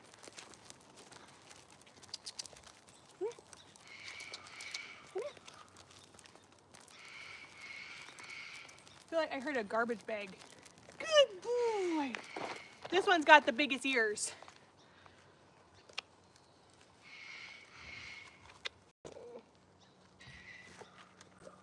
These puppies love to be snuggled.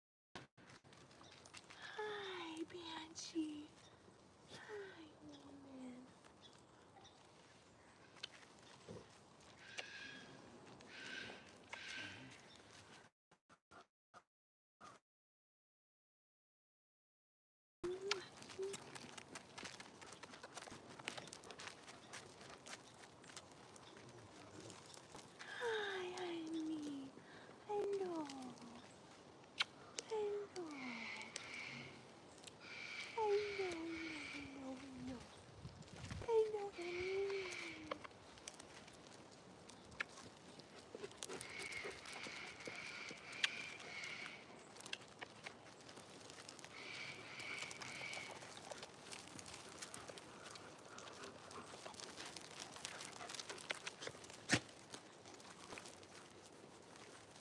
my gosh, I love puppies.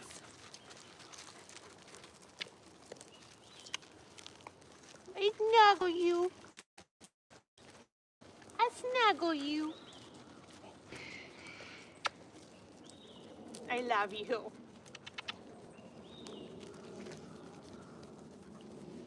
Aren't they cute? Aren't they the cutest? I'm so glad I got to help rescue you.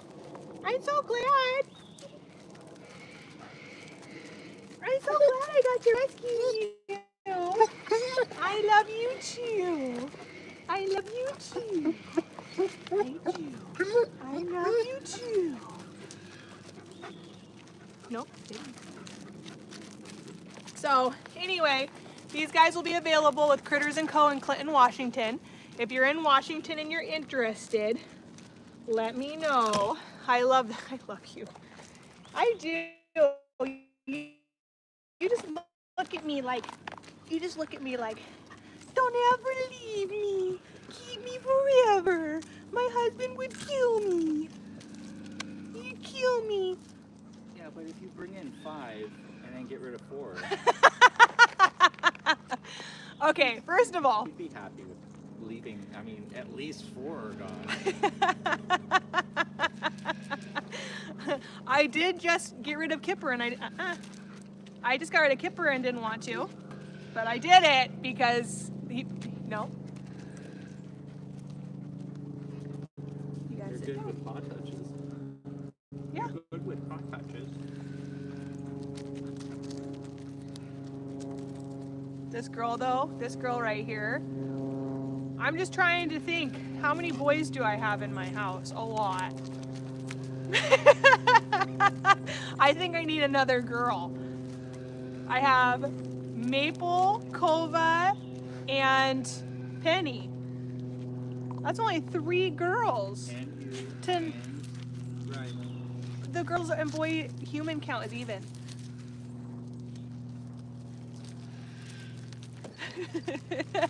You think that could be my logic to Aaron? We have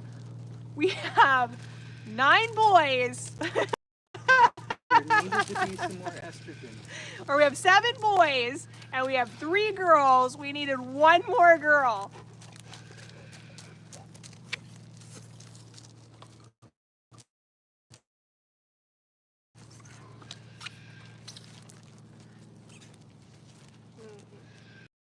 I love you.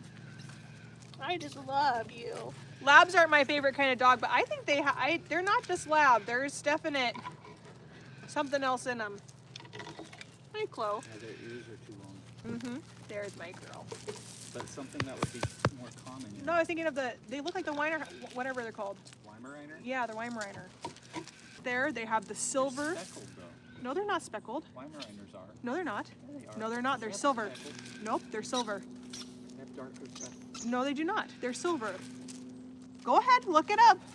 You're gonna see that they're gonna look just like this, right here.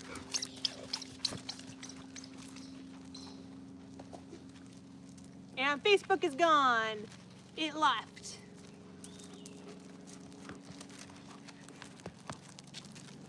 Weimaraners. They're silver, short-haired, with big old loopy ears. They have the coat of the lab, the coloring. Is that a common thing in Texas, though? Weimaraners? Yeah, they're short hair. Breed. They're short hair. Yeah, they are. I've seen many of those in. They're hunting breed. Look at there. This is same silver, same beautiful gray eyeballs, long ears. Did it work now?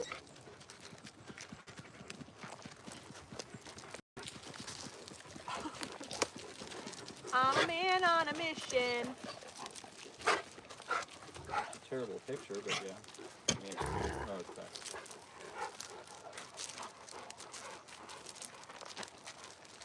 Sit. Seems to be okay now. Sit.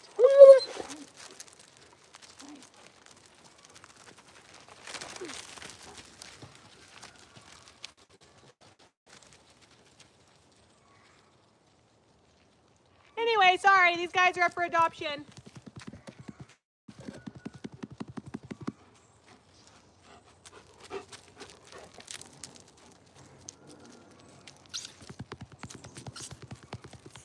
guys tired? You've been running all day. You've been running all day. You gonna go home and you're gonna sleep good? All right, we're gonna go load everybody up. Get home. Gonna go make some lunch for the family.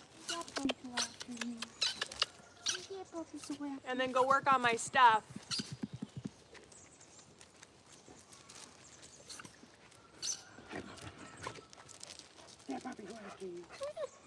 Yeah? Don't touch her.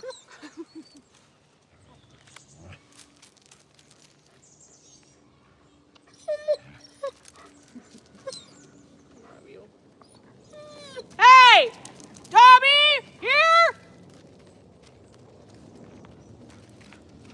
You going after a rabbit? Dobby, here!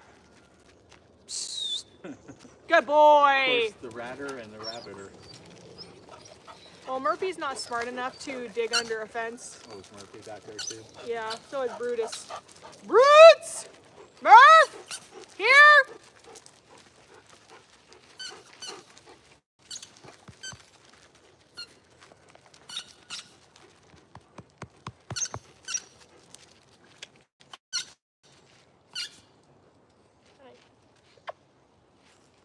Hi. Brutus! Murphy, come! They're trying to figure out how to get out. Good boy! Good boy, Murph! Good boy, Brutes! Good dogs! Murphy! Murphy! No. Good boy. Before it was like, yeah, he's a little bit bigger than Brutus, but now it's like, He's so much bigger than it's Brutus. like huge. Oh my god, you guys, I want all of them in this moment. It's like Brutus's back is like at the bottom of Murphy's belly, so he could literally be under his legs. I know. In this moment, I want to keep all of them. Give me 20 more minutes, and then I'll remember why they all need to be rehomed.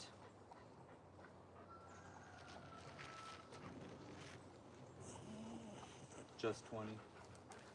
Just 20. Wouldn't be 20. It'd be 15. And you said 20 more Oh. minutes. You said, give me 20 more minutes. And I said, just 20?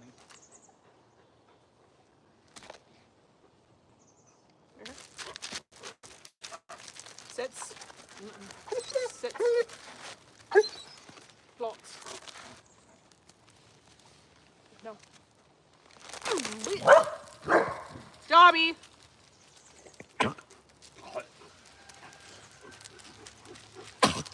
So Dobby or Murphy and Brutus are chasing each other through all the vegetation right now. Hi. Come here, Murph.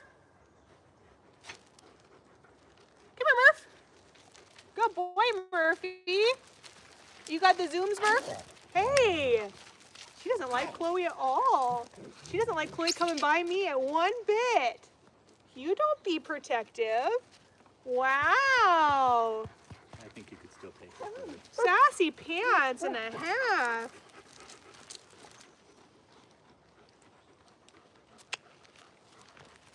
Them home. Sorry, I got a phone call and I didn't. Them home. Sorry, I got a phone call and I didn't want to stand up. You guys ready to go home? Go take a nap inside? You're being a butt. You don't like Chloe. Hi, Chloe. If I turn around and I see Chloe, I swear.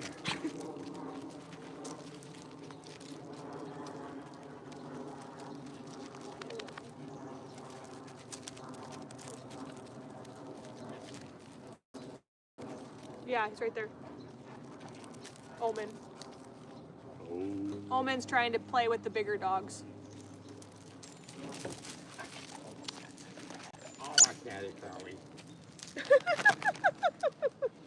He's trying to.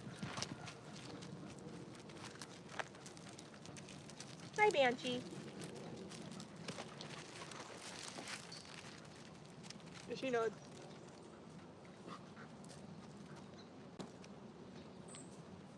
Well, your truck's still here. Well, that doesn't mean anything.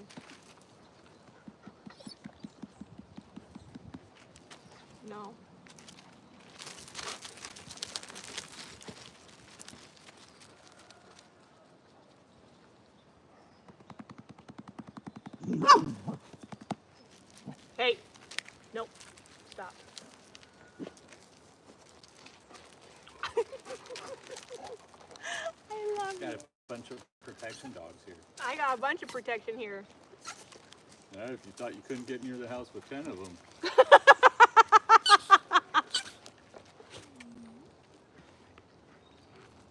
Try 15.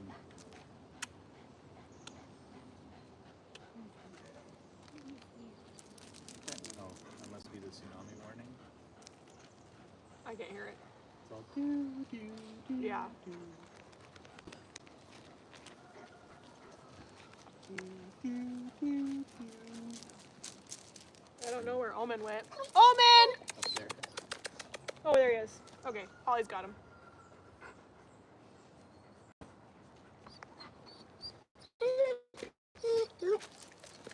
Play, puppy. Play. Sits. Plots. Plots. Plots.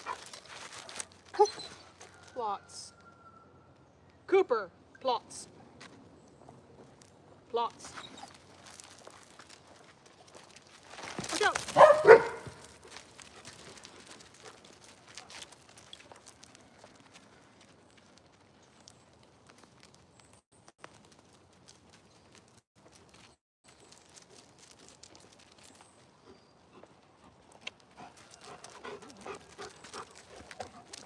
Hey, Banshee.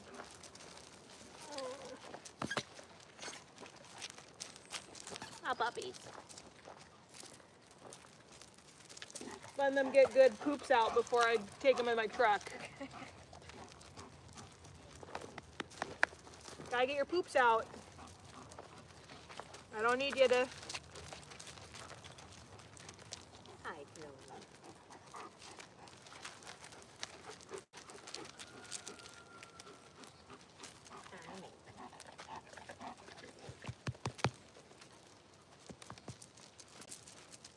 Puppy, puppy, puppy.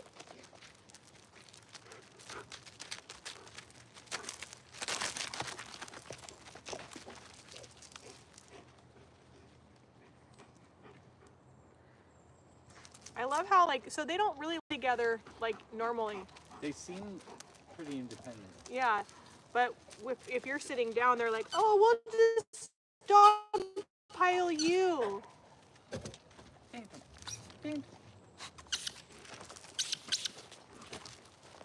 Seems pretty independent too, Phantom.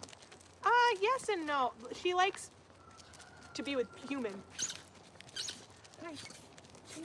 I think that she's just, or he doesn't want to battle the triple duo here. I don't need that.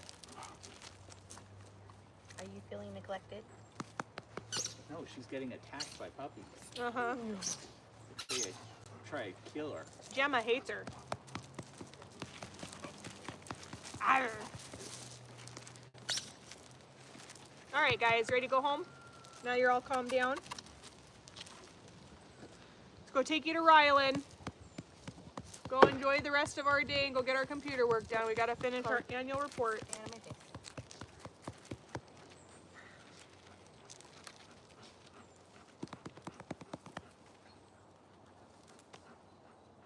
Hi, Gemma. You have just a Hi, Gemma. time. All right. Psst. Hey, let's go home. Let's go home. Ready? Let's go home. Come on. I don't know, Holly, we need another one for Jack. I could afford it, I would. Oh. Come on. All right, guys, come on. They look a lot like him. All the puppies are following. Let's go, guys. Let's go. Brutus, Murph.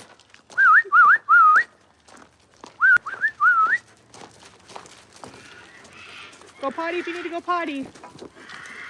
I should probably eat some food since I haven't eaten today. Let's go. All right, wait. Let up. Let up. Come on, Maple. Let up.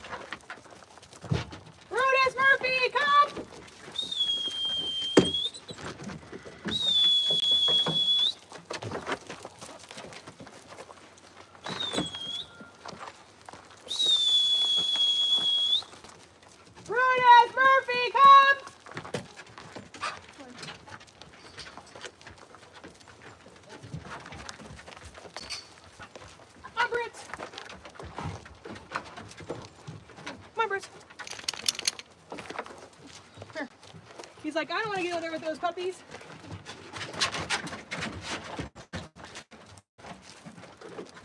Brutus, come. Good boy, Brutus.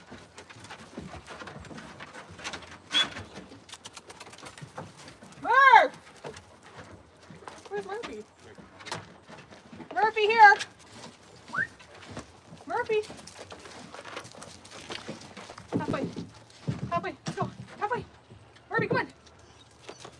Halfway. Yeah. You would think so. Come on, Maple. In. Maple, let up. Let up, Maple. Maple, let's go. Maple, I don't care that you don't want to be in there with them, but oh. Go. Hi, Andy. Halfway. Halfway. Halfway. Come on. Halfway. There you go. Back up, back up, back up, back up, back up, back up, back up, back up. Oh, I got you. Come here, Spectre. Spectre, come. Spectre, come. Good girl. Good girl, Spectre. Come here. Whoa.